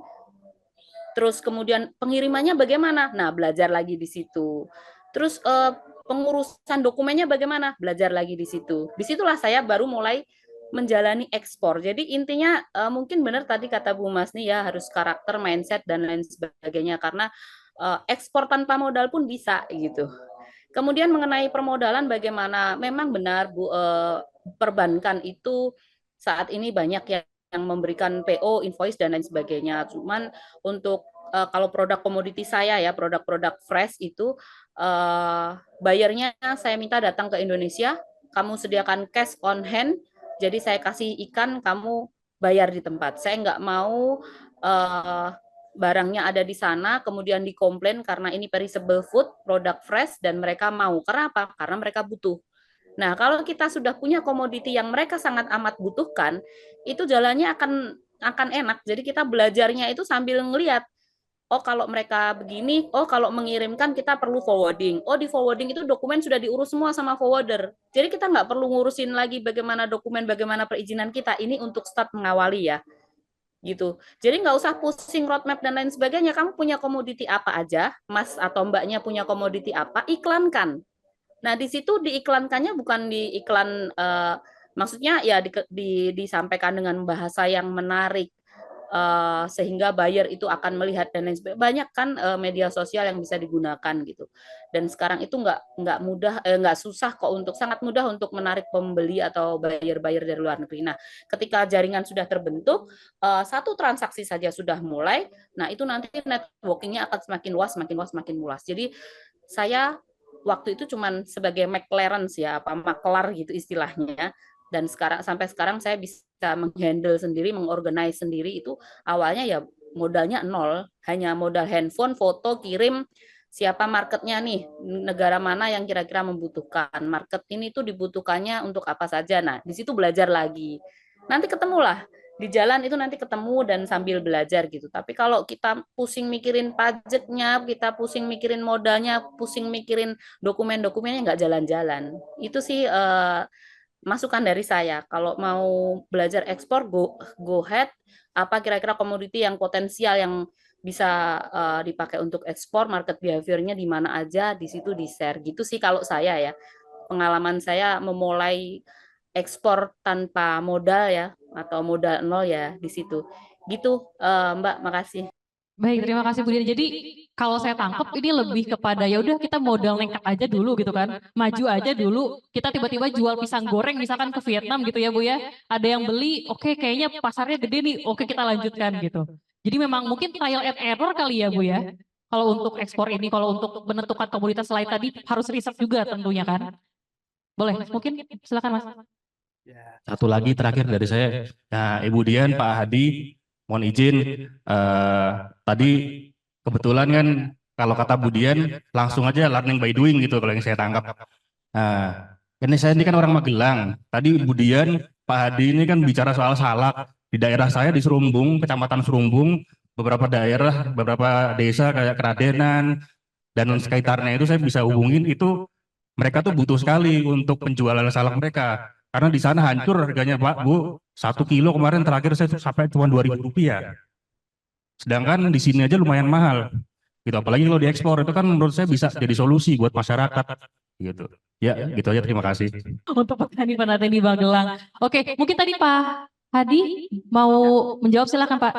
Oke, langsung ke salak ya. Kalau salak gini aja deh, karena saya kan sudah retired ya. Saya akan berikan nomornya atas perdagangan yang baru dibuka pas zaman saya. Jadi pas saya datang itu tidak ada Adperda, tidak ada. Kemudian Pak Enggar waktu itu Mendak bicara sama saya, Pak gimana? Ini kan ekonominya kan meningkat nih ya, pesat nih ya, kirim. Oke, silakan Pak ya. Tapi yang penting kita directionnya satu ya untuk kepentingan Indonesia. Jadi sekarang ada addatnya, saya akan kasih dia. Terakhir saya di sana adalah memang hambatannya adalah regulasi. Tetapi mungkin sekarang sudah berbeda. Kedua, memang betul kalau demand-nya tinggi. Ya, hanya memang ekspor buah itu kan bukan hanya sekedar barang ya, tetapi itu kan adalah fresh fruit, sehingga ada batasan-batasan, misalkan bahwa buah itu kan sampai sana nggak boleh busuk ya, terus bisa dikasih apalah kimia apa gitu ya, tapi ada batasannya. Nah itu hal-hal itu yang harus dipelajari Mas. Jadi jangan anggap sesimpel barang ada terus bisa langsung dijual ya, seperti kita jual di mana Salam. Saya juga pernah ke Salam tuh, Salak Pondoh tuh ya, enak sekali tuh ya, di perbatasan Jogja sama Jawa Tengah. Ada beberapa hal yang memang perlu dipelajari. Nah itu nanti ada, saya akan kasih nomornya lewat core ya, nanti tolong di-share ke Bapak langsung nanti bisa komunikasi langsung. So the latest regulation jadi pertanyaan pertama adalah apakah kita sudah bisa ekspor fresh fruit untuk salak, karena fresh fruit itu kan lain-lain ya, untuk salak nanti kategorinya begini, untuk ini begini, itu apakah sudah bisa atau belum. Mudah-mudahan sudah bisa. Kalau memang sudah bisa, nanti berikut ada breakdown-nya, regulasinya apa saja. Kalau masalah tarif ya, basically sih tarif untuk di ASEAN itu kan basically kan sudah hampir 0% ya, sudah tidak ada tarif. Saya ini walaupun sudah pensiun kan, saya waktu itu kan bantu gesit, sekarang kan saya bantu ekspor semen, karena semen di Indonesia kan lagi berlimpah nih, semen dan to some extent juga batu bara. Masalah tadi apakah LC dengan cash, betul juga sih, tergantung produknya Mas, Mbak, Adik ya, adik-adik sekalian ya. Kalau mungkin memang produknya adalah handicraft atau man-made, itu kan secara skala ekspor itu kan skalanya kecil ya, mungkin bisa cash basis ya. Untuk batu bara aja sebagai contoh ya, paling umum kan buka LC ya, letter of credit. Tetapi ternyata kenyataannya di Indonesia saat ini, saya juga lagi mempelajari nih, lagi dalam proses soalnya. Ternyata juga basically semacam cash basis, 50, 5, 4, 1. 50%, 40%, and then 10%. 50% setelah semua terjadi deal, sebelum pre-shipment, si calon pembeli misalkan China ya, bayar, kirim ya 50% dari total transaction, total business contract-nya. Kemudian setelah shipment, sebelum tiba tapi setelah shipment, dia harus bayar 40% ke kita. Nah, begitu dia sudah datang dan sudah selesai sudah diterima barangnya, tidak ada masalah baru dia bayar 10%. 5, 4, 1. Ini untuk produk batu bara. Dan ternyata ini umum. Mungkin ada yang sudah bergerak di batu bara ya, mungkin ini umum. Kenapa? Ternyata cirinya Indonesia itu adalah untuk bisa penggaliannya itu bisa bergerak, itu diperlukan cash. Nah, kalau untuk produk lain, cirinya mungkin masih lain ya. Untuk fishery ya, itu juga tadi Bu Dian bilang itu cash in advance gitu ya. Jadi memang beda-beda. Tapi secara umum, kalau kita bicara perdagangan, tentunya yang paling utama adalah letter of credit, LC. Kan ada beberapa jenis tuh LC. Nah, itu yang paling umum. Tapi again, practically ya, di prakteknya itu bisa beda-beda. Nggak harus LC. Bisa cash, apalagi negara kayak Nigeria, negara Timur Tengah ya. Hati-hati itu ya, kalau negara Timur Tengah, Afrika ya, minta cash in advance saja ya. Ntar bawa lari lagi ya. Asia Selatan juga kadang-kadang demikian. Ini pengalaman kami ya sebagai perwakilan ya. Kan kalau kalian pengusaha terus bermasalah dengan Sri Lanka gitu ya, mau ngeluh sama siapa? Ngeluhnya pasti sama KBRI kan. Pak, saya ditipu Pak, gini. Coba datanya mana? Gini. Nah, kadang-kadang ada yang bisa kita bantu, tapi sebagian besar tidak, karena ya kalian kan sudah mungkin nggak tahu ya, ada unsur trust ya, unsur pribadi ya, dan lain sebagainya. Jadi tadi apakah modalnya, tadi kan bilang apakah modal nekat atau modal harus punya modal yang cukup.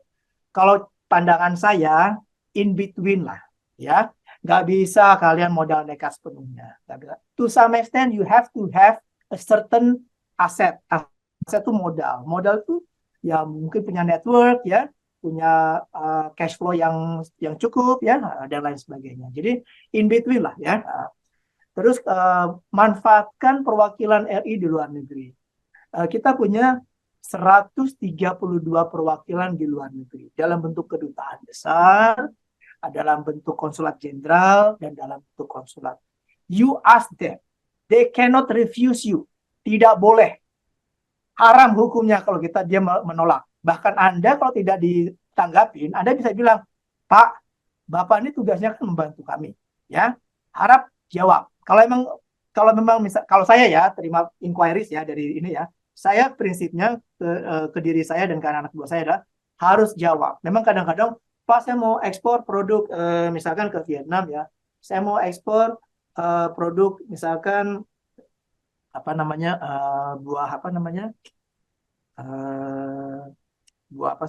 buah nangka gitu ya. Oh nangka sana enak, lebih enak. Buah sawo lebih enak sana ya. Jadi nggak bakalan laku. Saya akan bilang nggak usah Pak, Bapak cari negara lain aja. Jadi we have to respond to you ya. Memang jadi pertama menurut saya ya, kalau kalian mau, kan ini kan judulnya kan UKM to explore and then to export ya. Nah dalam exploring itu Anda harus punya modal. Modal itu artinya apa?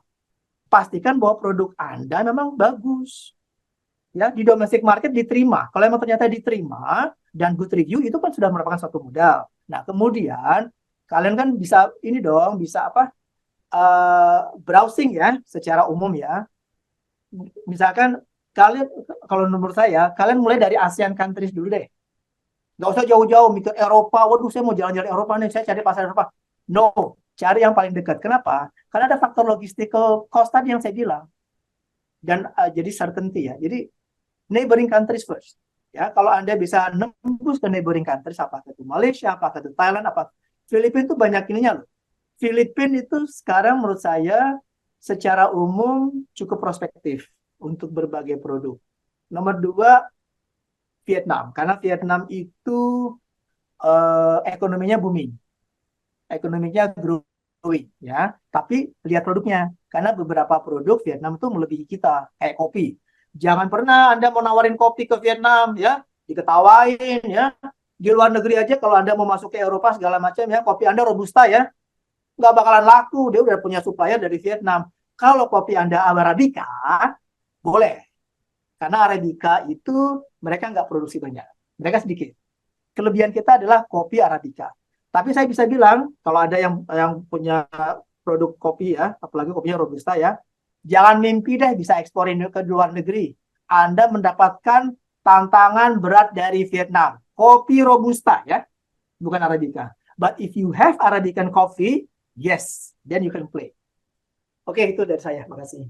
Baik, terima kasih Pak Hadi atas tanggapannya dan masukannya. Oke, ini sudah ada yang hands up dari tadi. Ada Bu Isti. Mungkin mau sharing-sharing sesuatu, Bu, boleh silakan. Ya, halo. Ya, terima kasih. Selamat sore Bu Henry, Pak Ibnu, semuanya. Gitu. Tadi saya mendengar, kebetulan saya kan mentornya BPIFK ya namanya sekarang. Jadi Balai Pemberdayaan Industri Fashion dan Kriya gitu ya Mbak ya. Nya Kemenperin gitu. Nah, saya mau cerita bahwa kalau di tempat kami gitu banyak sekali ternyata IKM itu permasalahannya akhirnya ketika mereka banyak buyer, mereka banyak request gitu dari ekspor, itu mereka tidak paham ketika mereview perjanjian bisnis. Nah, itu kalau buat saya. Tetapi mereka tidak punya cukup resource untuk memiliki akses satu ke notaris misalkan atau ke orang-orang yang paham hukum.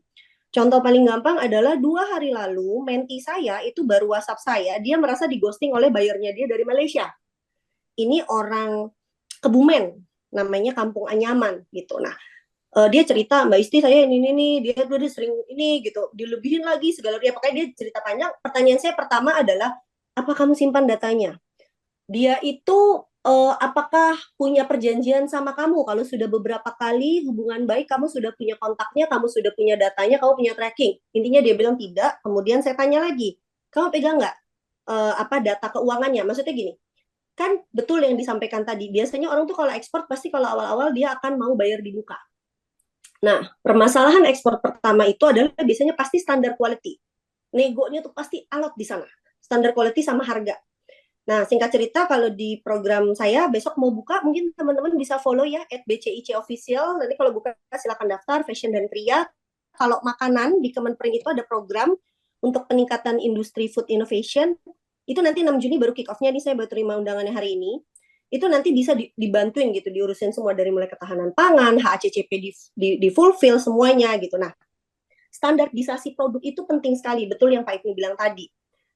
Anda sudah memenuhi atau belum? Kalau makanan jadi processing gitu ya, HACCP misalkan, atau GMP gitu. Nah, saya mau bercerita bahwa betul yang dibilang tadi, awalnya itu yang harus ditanamkan itu sebenarnya standar produk malah. Dan kapasitas produk. Nggak bisa kita bisa kok, tapi ada, once itu sudah jadi deal, maka orang luar itu biasanya dia juga nggak mau main-main gitu sama kita. Jadi dia tidak main sama kita tidak main-main juga gitu sama dia. Asumsinya dia kan begitu. Nah, kembali lagi, begitu sudah mau deal, saya punya satu tenan juga, dia mau ekspor mangkok ke Korea Selatan, mangkok yang ujung dibolongin gitu, ada sumpitnya masuk. Nah, itu tuh kayak barang yang kalau kita pergi ke pabrik gula yang bekas itu loh yang jadi sarana kalau kita pulang mudik ada rest area tuh banyak kita temui di situ mangkok-mangkok seperti itu, ada tempat sumpitnya. Udah mau deal nih. Begitu kita tuh udah curiga kok ini cepet banget. Waktu itu kebetulan dia masih jadi menti kita, masih ikut program, kita minta sini kita minta review dong, lihat dong perjanjiannya yang dia kirim kayak apa. Kita review, nemu lah bolongnya gitu di situ, singkat cerita. Tapi kan itu ketika mentornya ada di sana. Nah, pertanyaan saya adalah mungkin bisa kita jadi diskusi, mungkin ada yang punya akses di mana kita bisa meminta bantuan ini gitu. Karena setahu saya UMKM itu ternyata tidak hampir banyak gitu ya, tidak memahami hukum satu dan bahkan tidak memahami konsep dokumen. Bagaimana ketika dia membaca perjanjian, dikirimin segala rupa gitu. Itu yang kita sampai sekarang kerepotan. Ini ada menti kita lagi mau dapat beli bayar gitu dari Kolombia.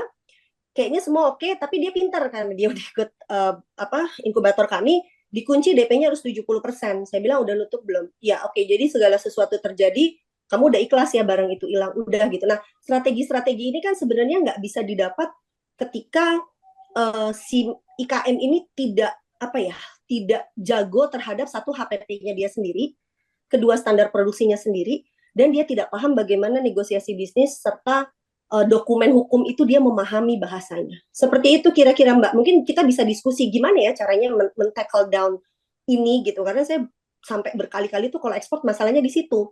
Karena kalau yang nggak paham dan nyari yang mau forward itu namanya ya betul tadi ada freight forward itu ya. Itu bisa tuh pakai itu buat yang awal. Cuma ketika kita udah boleh lebih lanjut, pemahaman tentang hukum dan bahasa hukum dan akses terhadap orang-orang hukum ini yang agak sulit di IKM. Gitu kira-kira. Terima kasih. Oke, terima kasih banyak Bu Isti atas masukannya dan ceritanya. Ini mungkin tadi sejalan dengan ceritanya Bu Ambar ya tadi yang masalah dokumen lagi kan. Jadi kayak ini tuh orang-orang UMKM kita kan tidak semua ahli dalam berbagai bidang gitu ya. Dan mereka tuh justru butuh dibantu. Nah, siapa orangnya? Siapa lembaga yang yang menaunginya? Nah, itu kan perlu ada apa ya? Perlu ada yang memotori gitu kan di situ. Nah, itu mungkin bisa menjadi salah satu masukan juga. Ini UMKM tuh bisa jualan sih bisa gitu, cuman untuk melengkapi dokumennya ini mereka yang nggak ngerti gitu kan. Nah itu mungkin apakah ada tanggapan atau mungkin masukan dari teman-teman terkait dengan hal ini? Boleh langsung aja angkat tangan, silakan. Ya, saya mau nanggepin dikit Mbak. Oke, silakan Bu Dian ya. Ya, ya saya. Mungkin gini, mungkin yang saya tadi dibilang modal nekat ya, enggak juga modal nekat. Yang dibilang Bapak Ibnu tadi juga mungkin benar ya, bahwa modal itu salah satunya adalah modal pengetahuan komoditi. Kita belajar dulu komoditinya apa, kualitasnya bagaimana sehingga kita bisa menawarkan. Itu juga modal. Jadi modal itu tidak melulu disebut uang gitu ya. Kemudian mengenai belajar dan lain sebagainya, dokumen dan lain sebagainya. Kalau saya sih prefer untuk di awal, untuk pertama itu kalau saya prefer menggunakan forwarding dulu. Karena apa? Karena dari forwarding itu kita akan tahu oh HPP begini, COO pembayarannya begini, kita butuh undername, ada biayanya segini, teksnya berapa persen, biayanya segini. Sehingga ketika kita mau mendaftarkan untuk izin ekspor dan lain sebagainya, kita udah tahu. Tapi kalau di awal benar-benar kita harus ngurusin dokumen COO, health certificate, invoice packing list dan lain sebagainya tanpa kita tahu sebelumnya, tanpa kita punya ilmu sebelumnya, itu akan membuat keinginan kita untuk melakukan eksplorasi terhadap ekspor itu lebih lama gitu. Itu berdasarkan pengalaman saya secara pribadi. Kebetulan komoditi saya ikan di awal, jadi standar kualitas ikan karena permintaannya adalah fresh, itu tidak terlalu yang menggunakan HACCP, GMP, dan lain sebagainya. Nah, kemudian 12 tahun saya sudah bergelut di ekspor fresh ikan, kemudian saya beralih ke olahan, nah itu baru mulailah buyer membutuhkan standar GMP, HACCP, ISO, dan lain sebagainya. Nah, itu pun saya juga tidak sendiri, tidak berdiri sendiri. Saya tetap selalu kolaborasi dengan pabrikan yang sudah mempunyai perizinan lengkap. Kemudian saya sewa di situ monthly gitu ya, sesuai dengan proses saya selesai, saya sewa monthly. Akhirnya saya tetap bisa ekspor menggunakan, saya tetap kadang-kadang dompleng tetap menggunakan forwarding karena tidak semua forwarding, misalnya satu forwarding yang khusus untuk Vietnam itu dia komoditi ikannya tertentu. Ada forwarding yang komoditi ikannya tertentu. Terus sekarang musim haji. Musim haji itu kita kirim ikan fresh fish ke Jeddah itu banyak. Dan di Jeddah kalau untuk ke Jeddah itu butuh yang namanya SFDA. Jadi hanya ke Jeddah yang butuh SFDA. Kita cari forwarding yang punya SFDA. Tapi kalau kita ngurus sendiri nggak ngekspor nantinya gitu loh. Jadi pendekatan saya adalah bagaimana membuat rantai regulasi ini pendek dan kita tetap bisa melakukan aktivitas ekspor. Cina lagi tutup laut. Permintaan ikan untuk Cina banyak sekali, luar biasa. Wilayah Pantura banyak, di Sulawesi banyak, nelayan tidak punya akses. Kita jembatani mereka untuk bisa tetap mengirimkan. Jadi kalau saya tadi misalnya salak itu permintaannya luar biasa. Teman saya yang di Jogja dekat Magelang mungkin itu juga eksportir ke Belanda, ke Cina, sering. Nanti bisa saya kenalkan juga. Jadi bisa belajar juga di situ gitu. Jadi jangan surut langkahnya hanya karena kita belum tahu apa-apa. Justru learning by doing itu yang akan cepat menghasilkan gitu. Itu sih masukan tambahan lagi dari saya. Terima kasih. Oke, Mbak Dian, terima kasih. Jadi modal awal perlu ada, tapi learning by doing juga harus dilakukan. Karena kalau misalnya diem aja sambil ngumpulin informasi itu nanti nggak jalan-jalan jatuhnya ya. Dan perubahan itu kan akan terus ya, dinamis sekali kan. Misalkan tiba-tiba Cina ngeluarin regulasi apa, nah itu yang perlu diperhatikan. Misalkan negara yang tujuan kita mau ekspor itu tiba-tiba ada regulasi berubah dalam waktu 2 bulan, 3 bulan ke depan kan itu beda lagi urusannya gitu ya. Nah tadi ada sharing juga dari Pak Ibnu Hadi di kolom komen ini tadi saya di-share juga sama teman-teman. Jadi ini pesan-pesan beliau ada beberapa poin, ada 6 poin. Nah, untuk UMKM muda yang ingin ekspor itu pertama apa sih kata beliau? Yang pertama buat company profile yang ringkas. Buat company profile yang ringkas dalam bahasa Inggris gitu ya. Dan juga sekalian sertakan kartu nama Anda, e-card lebih baik. Gitu. Yang kedua, buat produk profile yang ingin ditawarkan dalam bahasa Inggris yang ringkas dan fotonya juga. Jadi ada company profile, ada juga terkait dengan buklet-buklet produk-produk yang ingin kalian jual.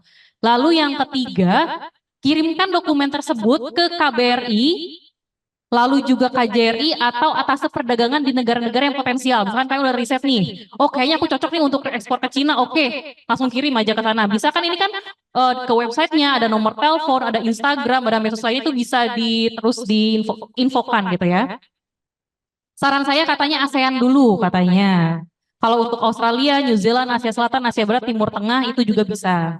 Lalu yang keempat, googling dulu terkait dengan potensi produk Anda di negara tersebut itu pasti. Jadi market research tadi yang sudah disampaikan Bu Masni juga penting.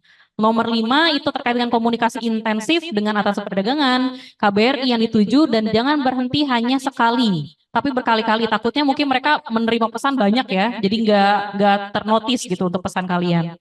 Jika perlu tegur secara halus sekiranya belum ada tanggapan. Nah ini mungkin Bagus juga Pak untuk masukannya, tegur aja. Lalu tugas mereka adalah mendorong trade tourism investment karena itu salah satu tugas dari atasan perdagangan maupun dubes-dubes di negara-negara yang bersangkutan.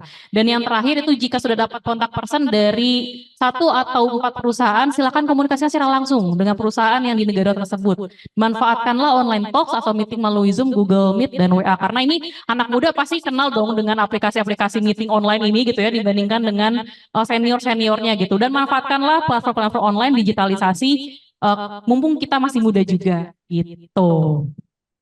Terima kasih Pak Hadi untuk sharingnya dan tadi juga Mbak Dian untuk jawabannya. Mungkin teman-teman ada yang mau menanggapi lagi atau sudah cukup?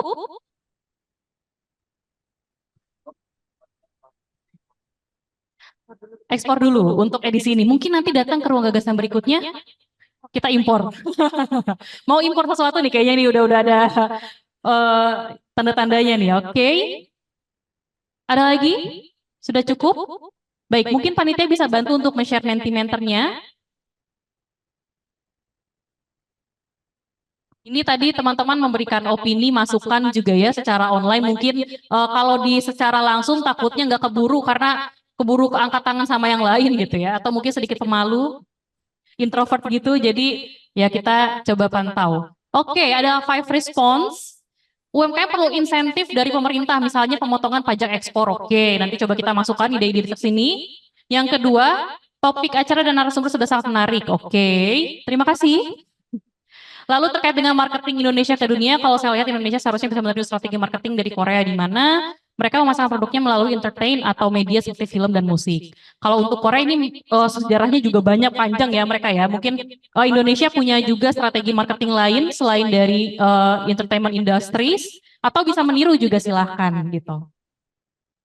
Oke, kalau mau ekspor di satu negara hubungi dan konsul dengan siapa. Nah nanti tadi sudah disampaikan juga ya oleh Pak Hadi bisa langsung menghubungi ke atasan perdagangan KBRI atau KJRI dengan sudah menyiapkan dokumen yang tadi ada kartu nama, company profile, produk yang mau dijual itu seperti apa. Lalu UMKM perlu tahu tentang know what you do dengan matang. Betul, ini pasti tadinya sudah disampaikan oleh Bu Masni ada tahapan-tahapan mulai dari mindset sampai di akhir itu terkait dengan kematangan akan informasi dan produk-produknya gitu. Oke.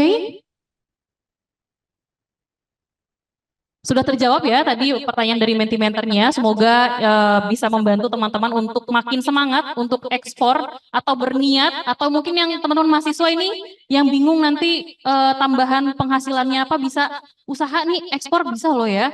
Sekarang mungkin PDKT aja gitu sama KJRI Singapura atau Malaysia atau Vietnam boleh dari sekarang gitu. Oke, selanjutnya mungkin acara kita ke kesimpulan. UMKM muda berani eksplor, berani ekspor gitu ya. Next. Jadi kesimpulannya apa yang bisa kita ambil? Di mana persoalan utama ekspor itu pastinya rumitnya perizinan dengan tujuan ekspor. Jadi tadi Pak Hadi juga bilang nggak cuma hambatan tarif karena tarif itu udah 0, udah hampir zero gitu. Yang jadi masalah adalah non tarifnya. Vietnam, misalkan Kementerian Pertaniannya nggak boleh menerima pisang dengan kadar apa, nah itu kan harus yang diketahui oleh kita gitu ya. Lalu minimnya informasi yang dapat diakses oleh UMKM muda yang ingin ekspor. Nah ini, mungkin dari sisi pemerintah nih, kita udah memberikan informasi kok, tapi ya kita dapatnya dari mana Pak gitu. Mungkin sosialisasi atau mungkin UMKM itu perlu ada penyuluhan langsung. Jadi lebih tatap mata gini kan lebih enak ya ngasih informasinya dibanding kalau cuma dokumen online gitu misalkan. Lalu masalah yang ketiga adalah kualitas SDM yang rendah dari mentalitas dan karakter tadi yang disampaikan oleh Bu Masni juga. Lalu harga barang menjadi kurang kompetitif akibat biaya logistik. Nah biaya logistik kita tadi kata Pak Hadi masih paling mahal se-ASEAN. Nah ini perlu jadi pointers untuk pemerintah gimana caranya biaya logistik kita ini bisa turun. Ya. Lalu kurangnya responsif dari kementerian lembaga terkait terhadap persoalan yang dihadapi oleh eksportir Indonesia di negara tujuan. Nah itu slow respon. Nah ini gimana nih harusnya nih. Lalu tadi yang sudah disebutkan non-tarif barriers seperti non-tarif measures, lalu pajak memberatkan UMKM yang masih berkembang. Udah tahu kita udah susah modal gitu ya, ini kita mau ekspor itu mencari keuntungan di luar pasar domestik tapi masih dibebankan oleh urusan pajak lagi. Lalu adanya masa kadaluarsa dari barang terutama untuk food dari jalan fruit juga, sehingga usia produk di negara tujuan lebih pendek. Mungkin ini perlu ada penciptaan nilai tambah suatu produk dari kita, nggak cuma misalkan hanya barang mentah aja, mungkin sudah barang jadi atau barang setengah jadi gitu. Oke, next. Oke, alternatif rekomendasi tadi yang sudah mungkin kita diskusikan dan teman-teman memberikan masukan dari yang online maupun yang offline. Yang pertama, meningkatkan partisipasi calon eksportir di kelas ekspor untuk meningkatkan kapasitas. Jadi ada capacity building. Nah, ini capacity building ini siapa yang nyelenggarain juga perlu perlu jelas ini siapa nih, karena tiap instansi lembaga itu banyak sebenarnya program-program untuk pengembangan UMKM ekspor.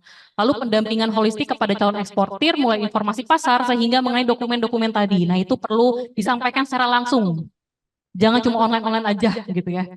Lalu yang ketiga, menjalin komunikasi yang intens dengan Kementerian Luar Negeri. Nah, ini Kementerian Luar Negeri ini sebagai salah satu jembatan kita, dan atas tadi, Dubes, lalu juga Atas Perdagangan, KBRI, KJRI, ini kita bisa PDKT aja nih dari sekarang nih sama mereka ya, untuk bisa mendapatkan informasi terkait dengan negara tujuan ekspor kita. Lalu membangun infrastruktur pendukung untuk menurunkan biaya logistik tadi, bagaimana apa yang harus kita bangun, teknologinya kah, atau perbanyak shift-nya kah, atau misalkan dari instansi lembaganya kah, nah itu kita perlu diskusi lagi sebenarnya. Dan yang kelima, membangun networking, ini pasti tentunya, dan menyusun roadmap ekspor, tadi sudah ada masukannya lagi. Yang terakhir, untuk eksportir pemula sebaiknya bekerja sama dengan forwardingnya gitu. Jadi kalau misalnya di sini ada yang baru mau ekspor, nyoba ekspor, mungkin bisa cari informasi terkait dengan rekan-rekan yang sudah ekspor duluan gitu. Jadi belajarnya bisa langsung one-on-one.